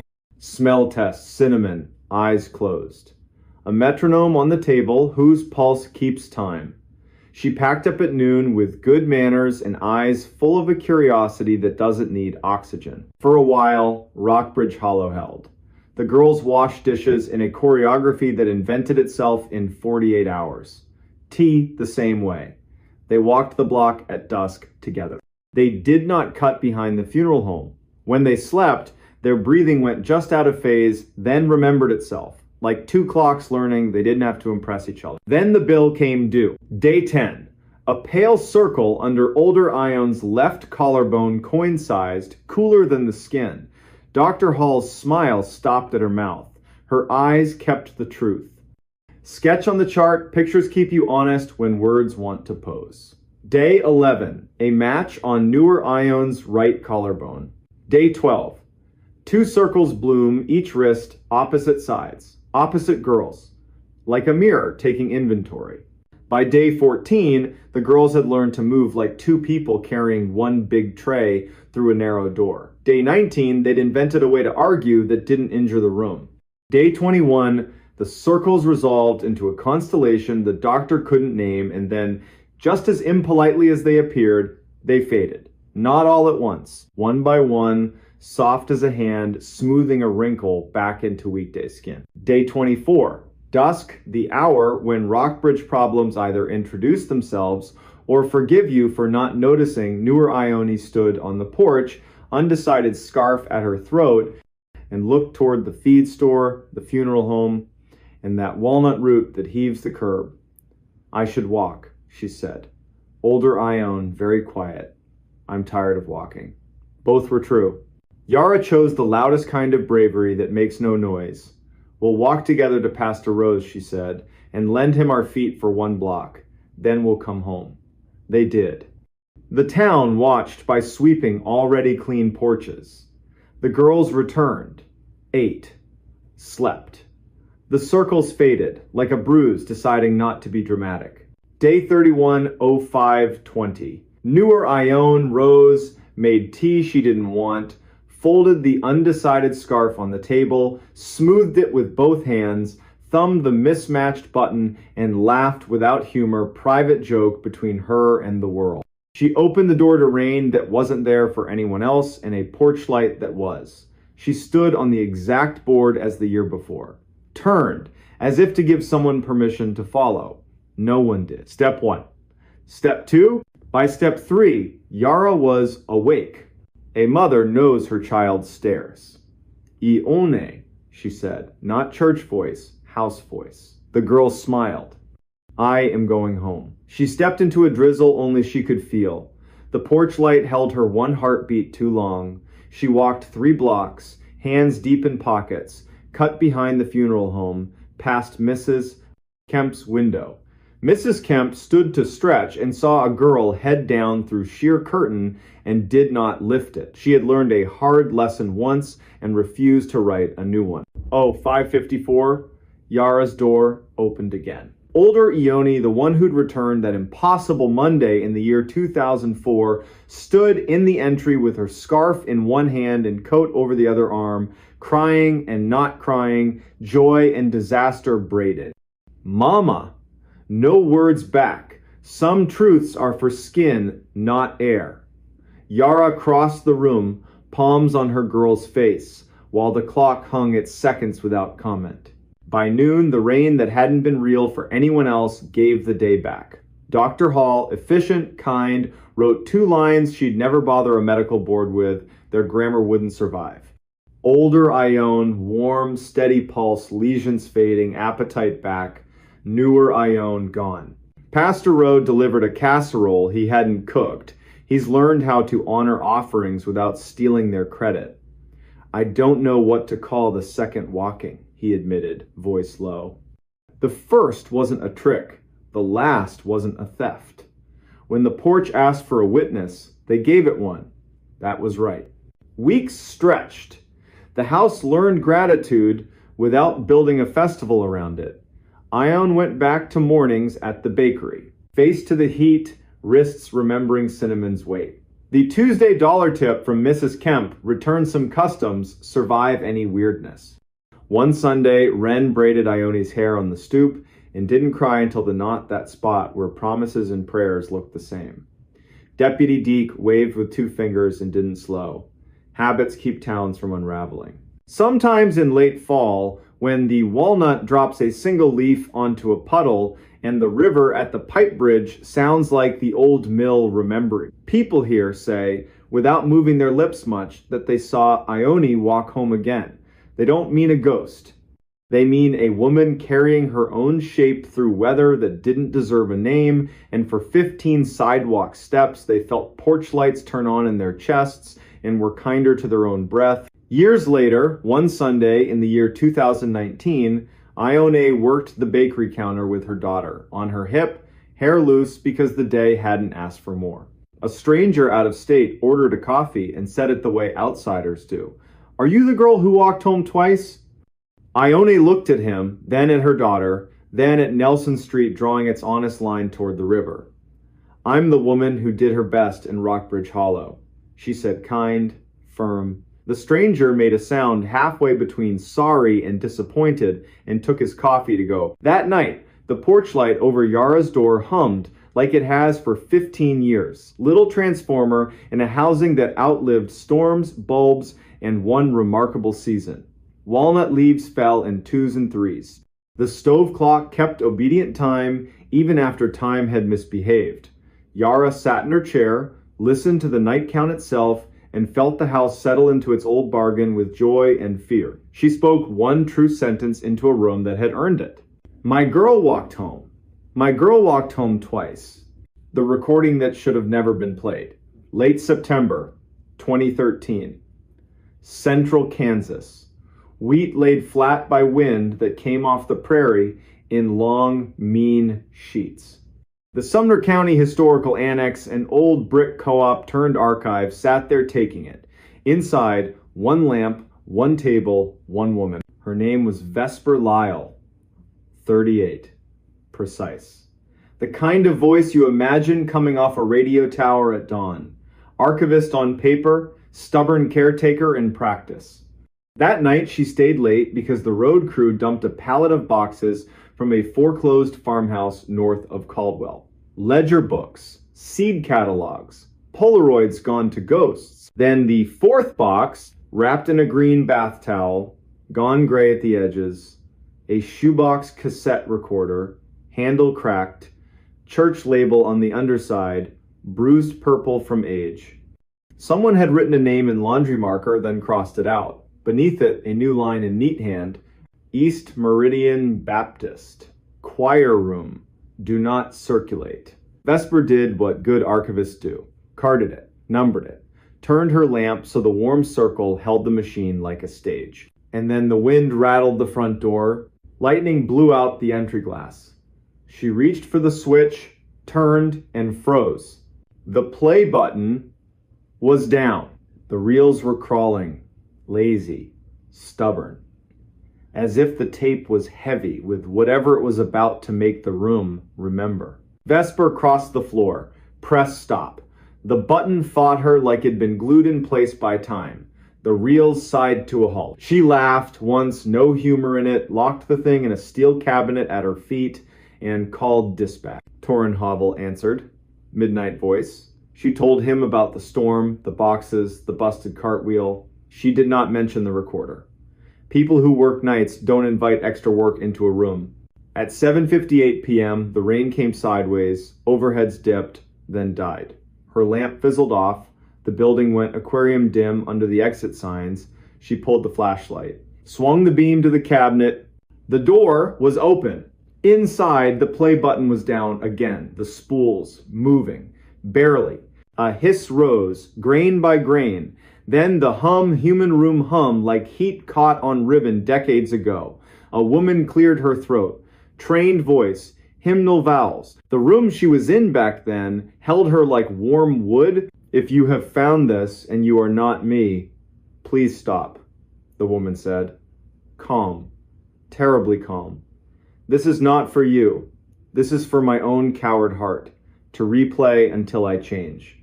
Vesper did not move. Rain hammered, then softened. The voice kept going. "My name is Vion Hargris, East Meridian.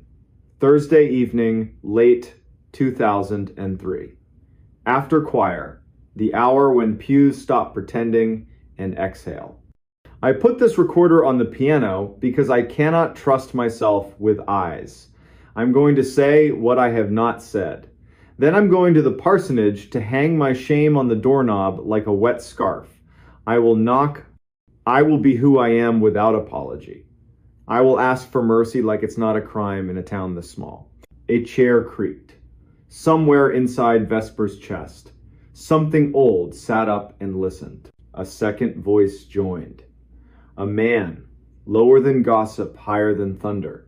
The sound of someone trying not to be heard through a door. Vion. In the way he said her name lived a whole book. "I know," she answered. "We are not alone." The tape caught a door. A breath of hallway. A new voice, young, not little, leaned into the recorder. "Hello, Dax," the man said. "What are you doing here?" "My mother forgot her purse," the kid said. "She's in the car, trying not to be angry with you." That sentence weighed more than the storm outside. Vesper thumbed stop. The button sank a fraction and bounced back. The reels didn't care. They turned. "You can take it," Vion told the kid, her kindness like a practiced skill. Second window. "Tell your mother I'll drive behind you. Tell her I will come talk. Not long, in a way that matters." Footsteps leaving. Door. Wind gone. The room settling. "This is foolish," the man said. His voice dropped half a tone. "It's not our job to make the town new. It's our job to keep it from tearing itself apart." "It's our job to be honest," she said. "Every consonant a lit match. If the choir can sing the truth 3 nights a month, we can do it once." Lightning hit so close the annex shook. The beam hiccuped, the tape thinned, battery dying, and then out of that wobble, one more word. "Please." Vesper pressed stop hard. The machine obeyed. The building exhaled. She locked the cabinet and wrote herself a note in block letters. "Do not play again. Call Reverend Ardell in the morning. Ask about East Meridian 2003 choir." She tucked it under her thermos lid, swept the flashlight once across the blind faces of 100 yearbooks, missed the cabinet easing open, missed the tired spring choosing itself in the dark. Morning. Sky scrubbed clean. East Meridian Baptist was the color of unsalted crackers. The door was unlocked. Of course it was. Inside, it smelled like old wood, vacuum belts, and a sweetness she couldn't place until she saw 3 chrysanthemums in 3 vases, each like an apology for being bought late in the season. A woman in a blue sweater crossed the aisle with bulletins in both hands. Maria. Short hair you wear after an illness and back. She already knew Vesper's name Reverend Ardell had called, and she already knew the question. "Vion Hargress," she said, settling Vesper into a pew. "Contralto, you could build a roof on. That year, cut this town open. She helped truth into songs. Truth into Tupperware on your porch. When it wouldn't fit a hymn. She died in the spring. Not all things wait for permission." "And the man?" Vesper asked, hating herself a little. "He left," Maria said softly. "That week. Sends coat money at Christmas. Signs from far away." The mother with the purse forgave him once on Maine, and he flinched like she'd thrown a stone. What can a tape do that memory hasn't already done? Vesper thanked her. 2 sleeves touched for a second like a pact between strangers. Back at the annex, she set the recorder on the table and microwaved tea because the air felt wrong. At 1:12 p.m., the bell on the door didn't ring. It just opened. Tall man, Kansas State cap, jacket with 3 past lives. He moved like someone listening for a fire alarm only he could hear. "Are you Vesper Lyle?" he asked. She nodded. "My name is Dax Hemphill. I grew up 6 miles east of East Meridian. My mother used to forget her purse. When she was tired of forgiving people, it gave her a reason to go back and be kind again. I think you have something that once listened to me when I was a boy." "How did you know?" Vesper asked. "I woke at 3, he said. Clock doing that slow blink. Room smelled like hymnals. Heard my name the way it sounded before my voice changed. I don't own a tape player. Something spooled anyway.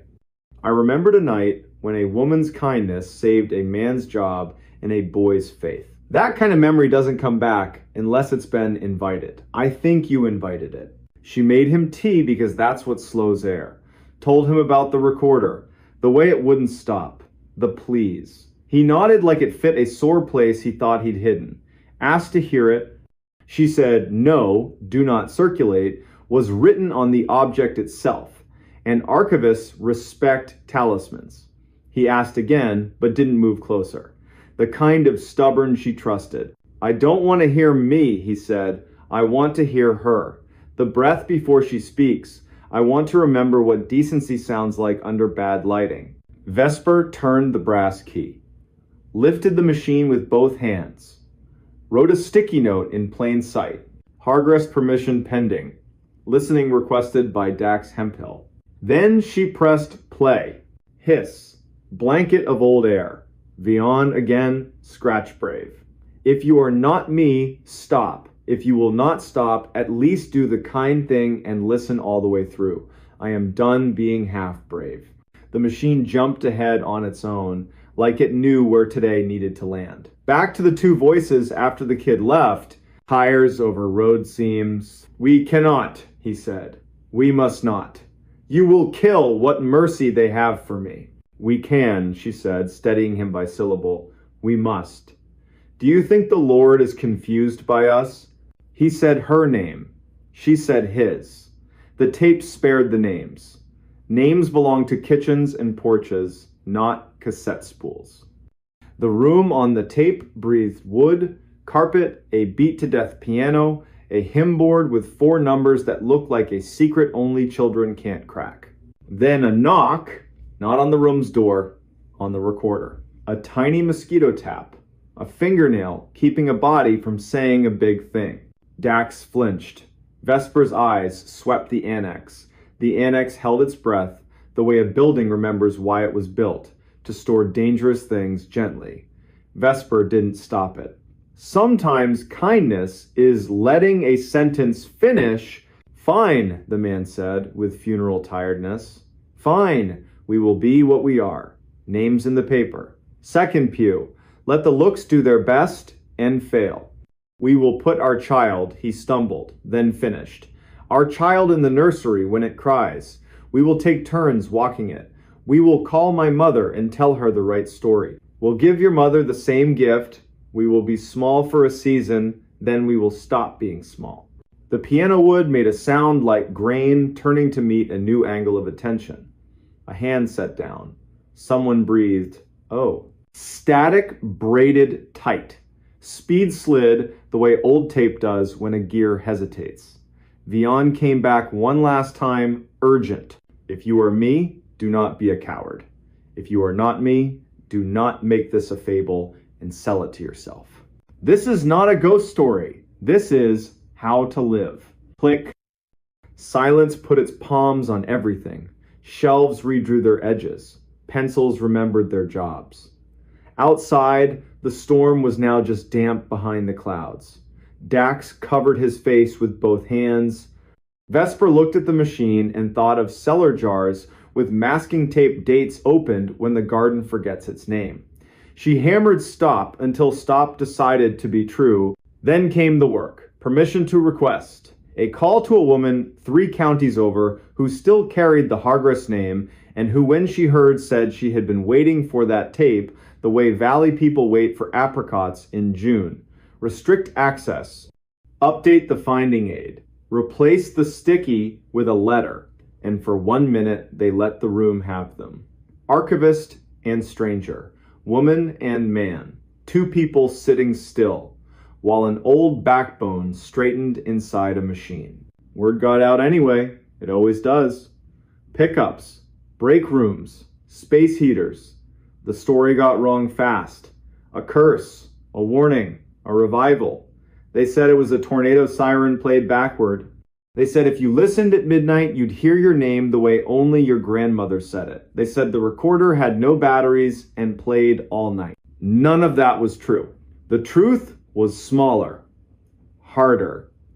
The recorder played when lonely people stood too close and forgot to tell themselves the truth in time. In November, Torrin at dispatch heard his name, clean as winter, from the shelf with the lost and found bin. He stood up, said his name back out loud, into a room where another human could hear him, and the sound left the way regret leaves after 2 beers and a nap. He called Vesper.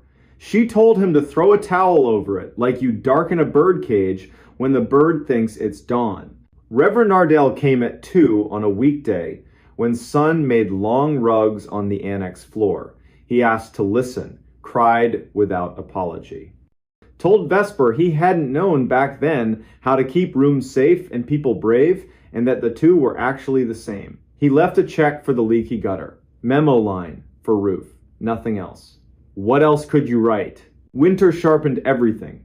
Spring mud had birthdays, summer made the annex smell like paper and dry lemon peel, Vesper kept working her quiet miracles. She learned what thunder could change and what it could never touch. Late August, the tape did its last trick. It broke. Vesper was there, Dax too. He'd started stopping by, fixing the bad wheel, changing the bulbs nobody's ladder liked, because sometimes people earn comfortable silence after the first hard thing gets said. The machine chewed a loop into its own teeth. Vesper cupped it like a panicked bird. "It's okay," she whispered to plastic and time. "We've got you. We're listening." She had 3 clean copies made on a professional deck in Wichita.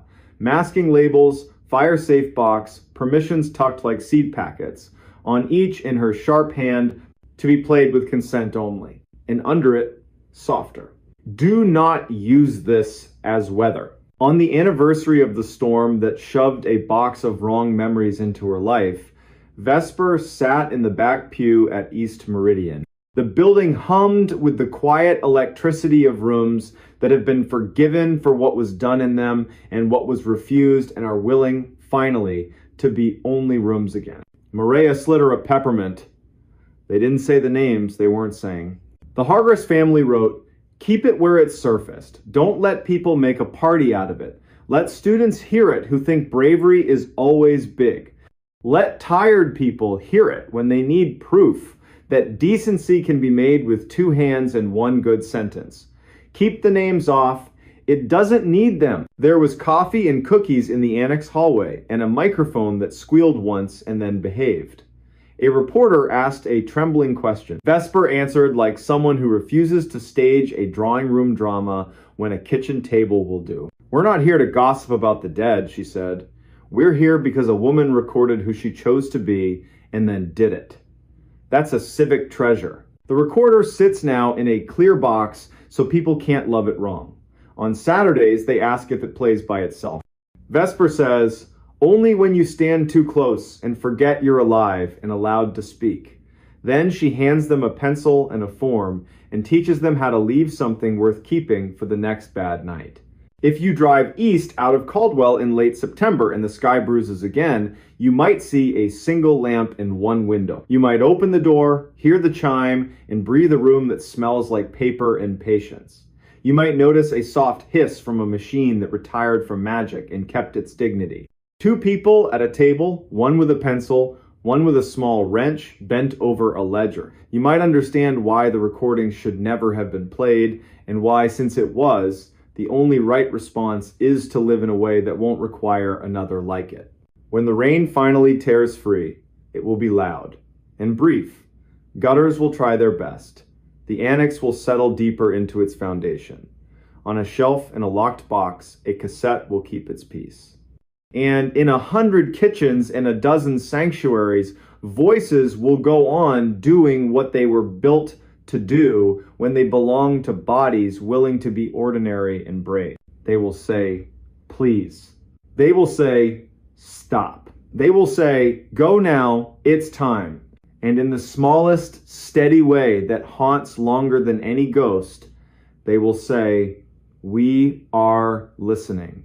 The park ranger who found something he shouldn't have.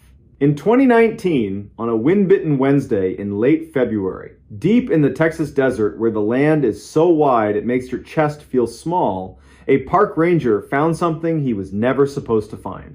It did not glow, it did not scream, it just hummed soft enough to doubt, old enough to be dangerous, and patient enough to wait 40 years for the right set of hands. Before we begin, tell me, where are you listening from? And what time is it there? Big Bend National Park wears weather like a personality. That morning, the sky was the color of porcelain right before a storm, and the first wind rolled over the flats like a bad thought, hard, dry, and full of grit.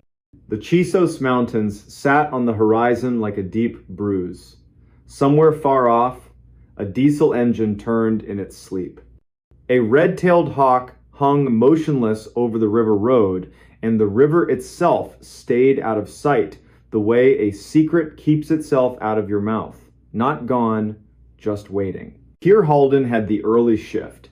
He pulled his green and white truck off a rough two-track and killed the engine. He left the last mechanical sound of the day right there in the silence and listened. Ravens argued along a basalt spine. The wind combed the sodal. He checked the radio clipped to his vest and patted the small pouch he carried, tourniquet, foil blanket, a roll of hard candy he never ate. He had been a ranger long enough that the ritual no longer felt like superstition. It felt like showing up. Dispatch came thin, the way winter voices do when they travel far. Calm as coffee. It was Juniper Voss. She gave him the entire morning in 3 sentences. 1. A couple was overdue on the Outer Mountain Loop, slow but stubborn, last seen at dawn yesterday. 2. Border Patrol wanted eyes on a footpath out near the Santa Elena sector, something about boot prints clipping along with deer tracks. 3. The odd thing. An alarm squawked from an old USGS box no one had keyed in for years. The unit was the kind that used to sunbathe on a little solar panel and gossip to Washington about rainfall or tiny quakes or numbers that made people in ties feel like they understood the desert. Not a priority. Just weird. Copy your list, Keir said. I'll check the footpath first, then swing by the USGS thing if light holds. Keep the overdue loop hikers in my pocket. If they hit a wall, they'll beg your radio before noon. Juniper warmed. Appreciate it, Keir. Una's in Panther Junction, and she's listening. She wants a call the second that antique turns out to be anything other than a rattlesnake condo. Also, hold on to your hat. This wind eats. My hat and I have an agreement, he said, smiling into the windshield. Then he shifted into 4 high and idled the last 1/8 of a mile. Ocotillo leaned like fishing poles in a dream. The ground changed under his tires, hard pan to sugar, sand to flint. He stopped where a shallow arroyo opened its mouth and stepped into a moving silence, the kind that lifts sound off you in strips. The sun hit his cheek like a warm coin. The footpath wasn't a path so much as a set of habits worn into the land. One moment it disappeared, the next it returned. As if embarrassed, he followed it by the rules all animals obey. Where a coyote would choose shade, the prince chose shade. Where the wash cut deep, the traveler stepped high along the bank, then drifted back down. Keir could read height in the length of a stride, weight in the heel bite, worry in the way a left foot trusted soil more than the right. The tracks cut south and west. Not his business, unless the story moved too close to paperwork. He gave the arroyo an honest hour, then turned toward a low ridge where the old stone shows its hand. The USGS unit sat where Juniper said it would, half hidden in shin oak, a dust-colored box with a turtle-back lid circled by a ring of rocks meant to keep cattle from testing it. A ground rod poked up like a silver reed. A cable that should have run panel to sensor lay severed and curled in a small defeated loop. Everything about the box said one word: old. The agency badge on the lid was sunburned down to a ghost. Keir crouched and touched the lock. It had been cut once in some other decade, replaced with a newer hasp, then left alone. He had bolt cutters in the truck. He also had a phone and a supervisor whose caution had kept more people alive than anyone would ever be able to count. He radioed Una Ketteridge and reported only the facts, no adjectives. Feels like a history lesson, Una said. But it pinged the system. Could be a dead battery hiccup, could be a bored cow, could be a deer with opinions. Use your judgment. If you cut it, I want eyes on whatever you see. On the walk back to the truck, the wind had put on a better shirt. It had shoulders. He returned with the cutters, braced the box between his knees the way you steady a barrel, and bit through the hasp in one clean press. The lid lifted, reluctantly, seal hiss, a sigh. Inside, a spray of sand and a neat gray well. At the bottom, dry as the moon, sat a metal cylinder the size of a coffee can, strapped in place. A conduit ran out of sight underground, snug, official. On the cylinder, a hand-etched label slept under yellowed tape. Lechuguilla Array, Node C, date July 1976. Keir didn't say anything out loud. Lechuguilla is a cave in New Mexico, days to the north, in a world underground, but the word tastes like limestone and men with carbide lamps. He snapped a photo, sent it to Una, and waited. The wind set a hand on the oaks and took it back. Una returned with a name, Harlan Sevier, at USGS. He says that's a shock sensor, not seismic. They use them at the tail end of certain tests to see if anything rattled.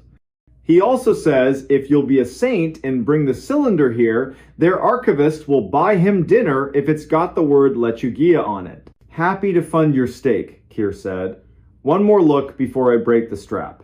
He slid a hand along the cylinder. The metal felt cool, as if the sun hadn't mattered to it. His fingertips found a folded paper tucked under the strap. He pinched it free. A field, tag time, weather, who to blame. The ink had softened but held. The name on the tag wasn't one he knew. Ivar Cade. Below the name, replace node C if hum persists. Call Rourke. Keir sent a photo of the tag. This time, Una took longer to answer. When she did, her tone changed the temperature of the room he was standing in. Rourke Delmont used to be a deputy in Terlingua, she said, retired to a house outside Marathon with too many cats and a ham radio. If his number still exists, Juniper will find it under the paper nobody ever looks under. Bring the cylinder. I'll have Juniper patch you through when she digs him out. Before lifting the cylinder, Keir did one more thing. He leaned down, put his ear near the well, and held his breath the way EMT school teaches you to make a room go quiet. He heard exactly what anyone would expect to hear. Nothing. Or, if you wanted to be honest with yourself, the faintest, straightest suggestion of something metallic remembering its job. Not a sound you could brag about, not even a sound you could swear to. Still, he felt it the way you feel, a draft in a closed house. He wrapped the cylinder in a blanket and set it behind the truck seat. The wind decided they were partners now. On the drive to Panther Junction, he kept his hands loose on the wheel while his brain ran two lanes, one labeled hikers, one labeled hum. The radio whispered, then cleared. Juniper. And then another voice riding in on her line, dry, amused, patient, like a man people invite to funerals because he won't make it about himself. You found something that used to pay my salary, the man said. Rourke Delmont, please tell me you didn't open anything that says do not open. I don't drive after lunch. Keir told him the story from the top. Rourke told one back.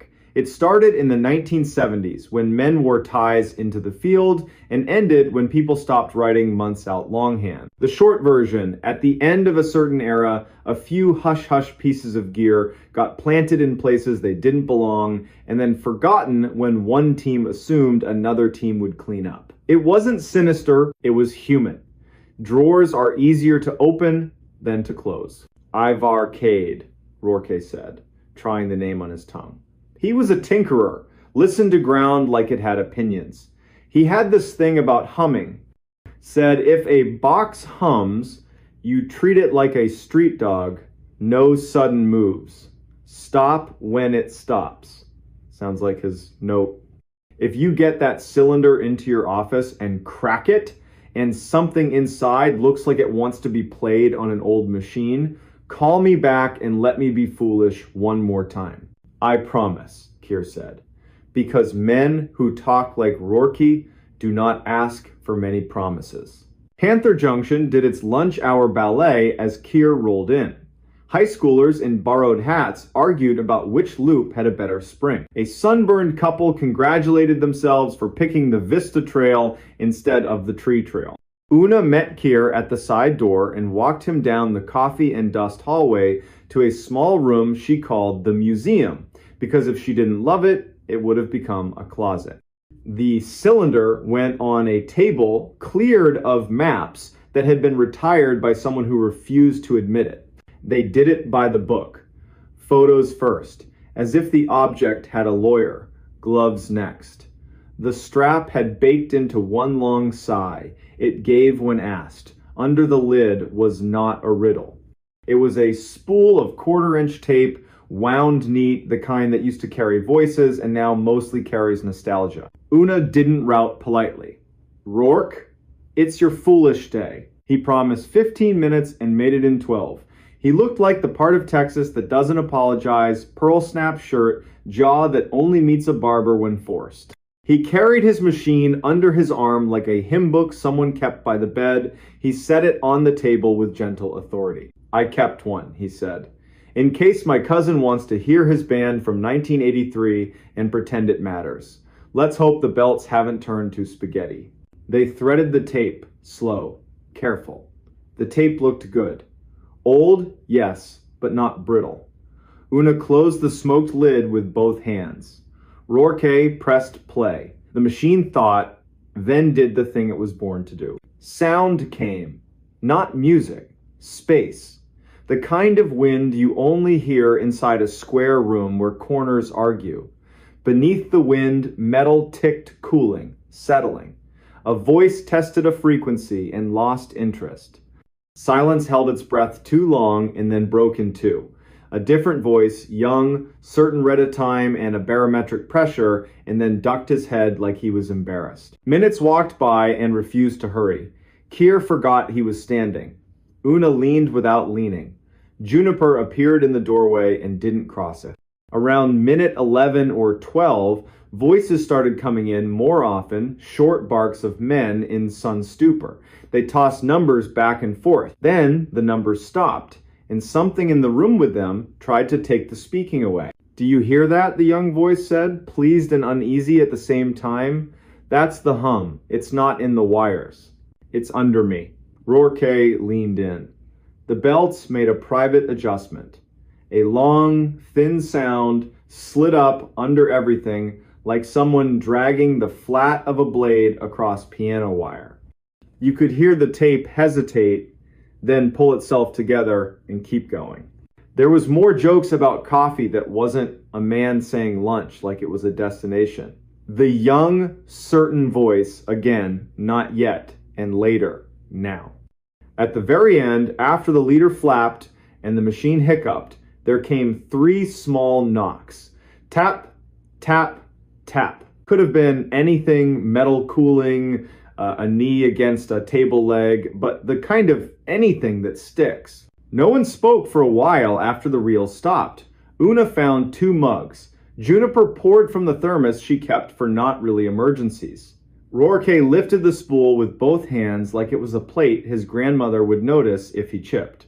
"What exactly did we just hear?" Juniper asked finally, not demanding an answer. "Somebody hitting the sensor lid? A can rolling across the floor? Why do 3 little taps make 3 people look at each other like we just heard a prayer said backwards?" Rourke answered the tape.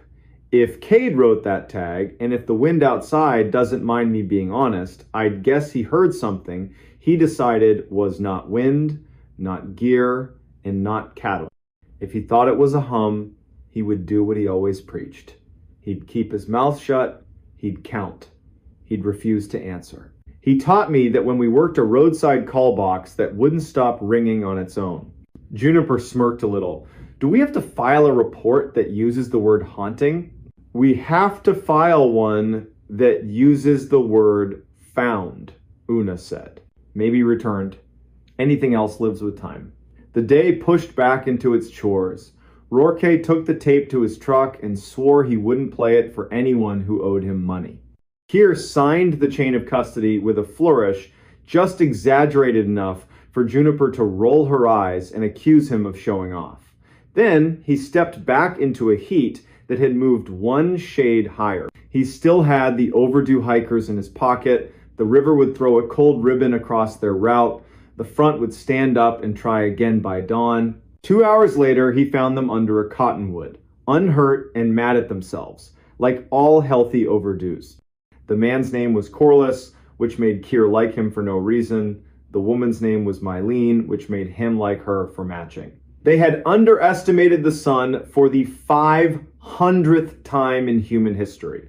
Kier gave them water, changed the rhythm of his sentences so they could cover their pride, and walked them back with a conversation about birds that let everyone keep the day. By the time he signed off from Juniper, the sky had turned the color of a bruise willing to heal. He drove to his little place outside Study Butte and sat on the step with his off-duty radio, playing a baseball score under a song. An insect flung itself against the porch light, learned nothing, and decided to live anyway. Keir set his boots side by side because the day deserved it. He slept hard and dreamless. Morning came with a sound like someone riffling a fat book. The front finally threw itself across the basin. His phone buzzed at 6. Una. Rourke had gone home, changed his shirt, then changed his mind, and gone to Marathon to pick a fight with the archives. He found Ivar Cade's obituary. 2 lines and a date. 2006. Loved the desert. Survived by nobody. Not the same as alone, but close enough on paper. What followed was a day of strange chores that make up the secret half of a park ranger's job.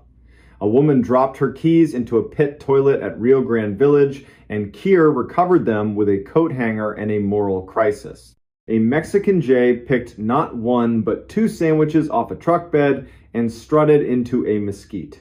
A man cornered Keir at a trailhead to ask, with pure sincerity, where the dinosaurs sleep at night. By late afternoon, the front was empty and the air could remember how to be clean again. Without planning it, Keir's truck found the 2-track, then the ridge. He didn't expect the stand of oaks to look guilty. He didn't expect to kneel beside the empty USGS box and feel right behind his breastbone the desert's particular permission, the one that says you can stay if you keep your voice small. He put a palm on the metal and counted to 10 without breathing. Then he exhaled and counted to 10 again. A raven landed behind him and made a single rude comment. Keir laughed, surprised by his own sound, and turned as if he'd given his back to the wrong thing. The raven hopped, decided the joke had landed, and went back to its schedule. Keir wiped his palms on his pants and told the box out loud that it was not an afterthought. Then he walked back to his truck. That should have been the end of it. It wasn't. 2 miles down the road, the radio jumped in a way that made Keir grab the volume out of pure goodwill. Juniper again, voice controlled, verbs undecided. Bringing you an incoming, she said. I have a caller listening to an old field tape on a machine in his truck. He would like you to meet him at mile marker 23 on the Marathon Road and decide if he should stop. He says please twice. I believe it's Rourke Delmont. On my way, Keir said, because you don't let a good man have an embarrassment alone on asphalt. Rourke's truck waited on the shoulder like a patient mule. Driver door open. The little tape machine sitting on the seat where a person would be. The reels turned greedily. They didn't ask for much, just power and a little faith. Rourke kept one hand near the brake lever and the other on the wheel, like he might have to drive the whole arrangement away from something you can't swerve around. It's nothing, he said as Keir approached. Wind in a different hat. Men I used to be, saying numbers the way sunburned men do. And yet, listen to the part that pretends it's not there. They listened. Under the wind, not behind it, like a floorboard under a rug, a low line had begun. To call it a note would suggest it had manners. It didn't. It was a long idea someone forgot to end. Even the machine grew cautious, as if its belts could feel the shape of the room that tape had once been in. On the recording, the young voice spoke again. Careful this time, do not answer it. If it chooses a rhythm, let it be a rhythm without you. Rourke clicked stop with his knuckle. The truck filled back up with honest air and the faint smell of old foam. He was a crank, Rourke said with affection. Cade. He liked to say there are only 2 kinds of people under the sky. The ones who answer first and the ones who listen first. Then he'd pick which one to be like he was changing shirts. He loved seeing what the world would do if he made it take the second move. Why here? Keir asked.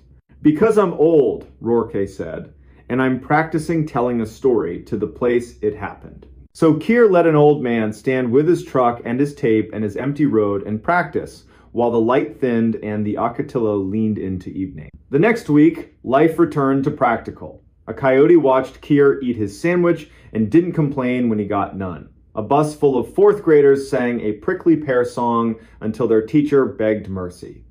The tape traveled to Fort Collins in a box with 3 labels and enough bubble wrap to outlive all of them.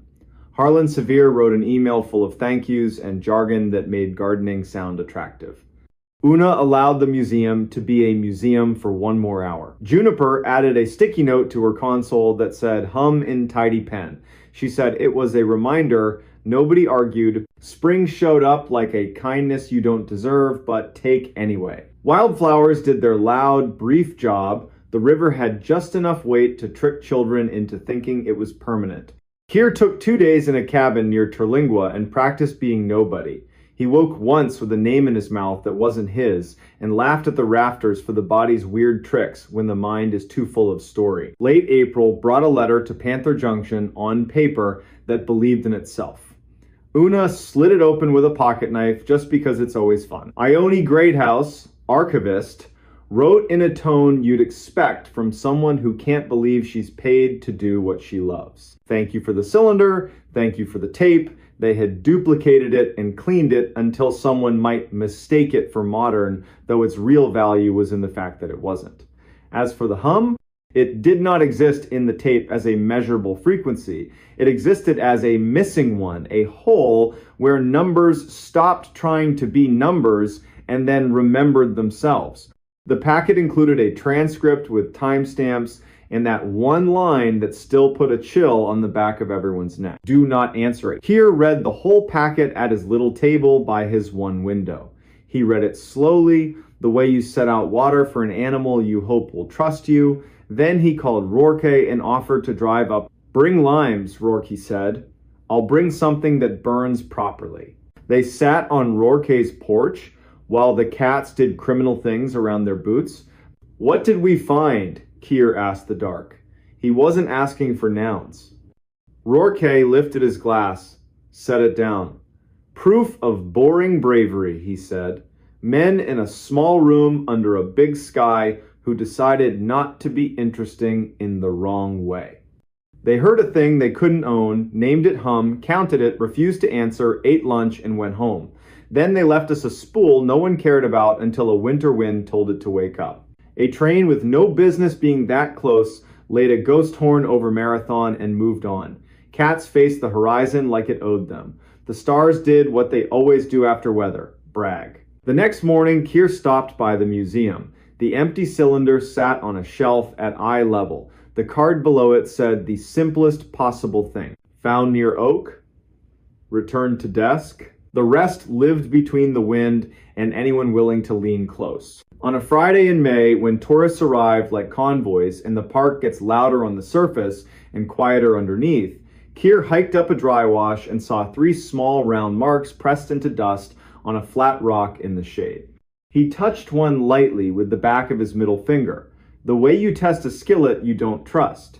The marks were fresh. They could have been made by a walking stick. They could have been made by the end of a tape case. They could have been made by a raven being too literal. He took a picture anyway.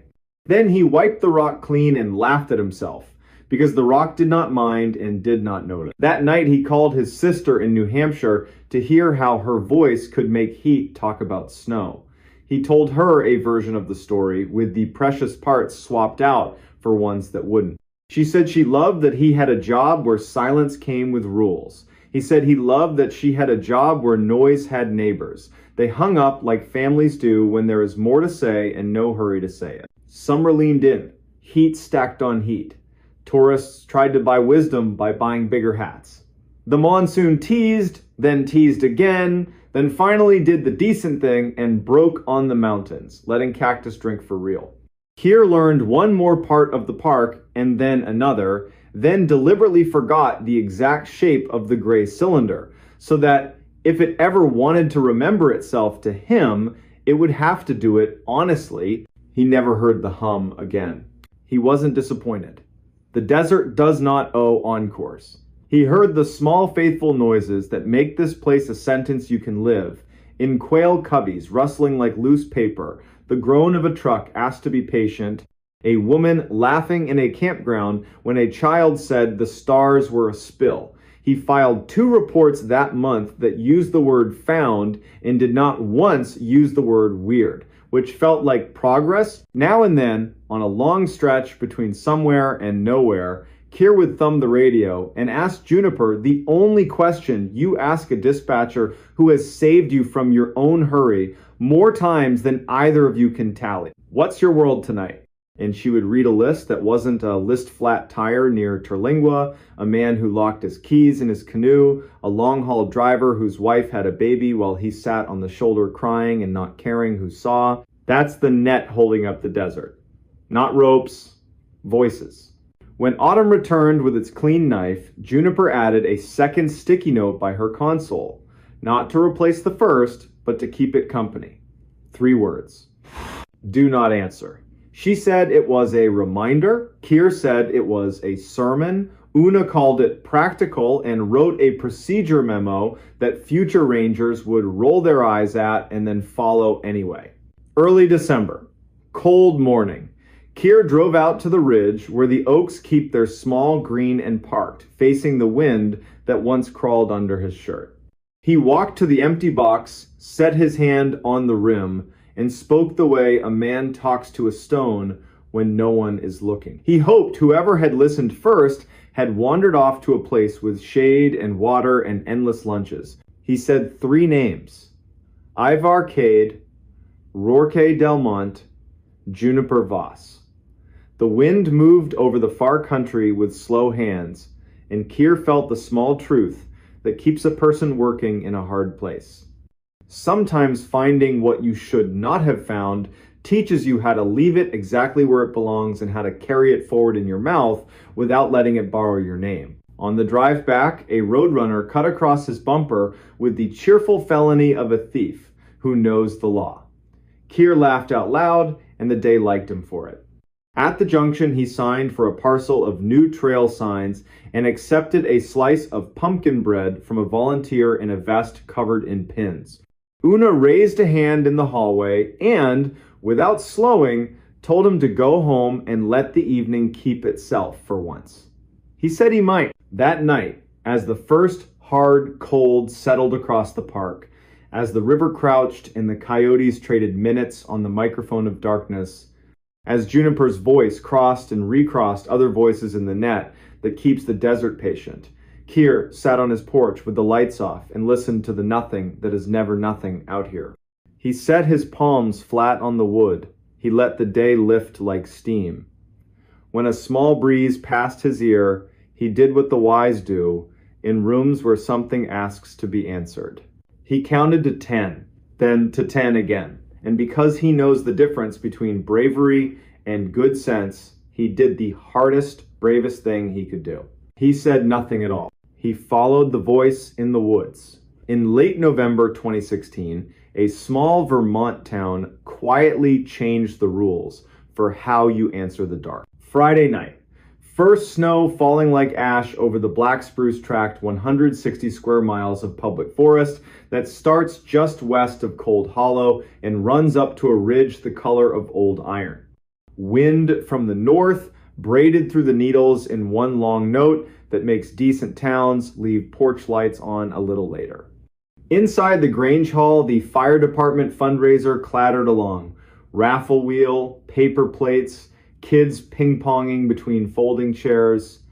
And one man, Orrin Vale, 39, a union electrician and lifelong night walker, kept glancing at the windows whenever a gust put its hard hands on the glass. Orrin's grandfather taught him to read the woods like a second alphabet. He carried a compass the way other men carry a pocket knife. He knew the low deer paths, the soft saddles between hills, the larch bark smell in thaw.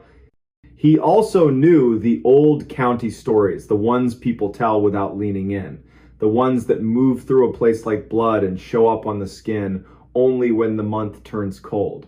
He knew them and didn't believe them, which his grandfather used to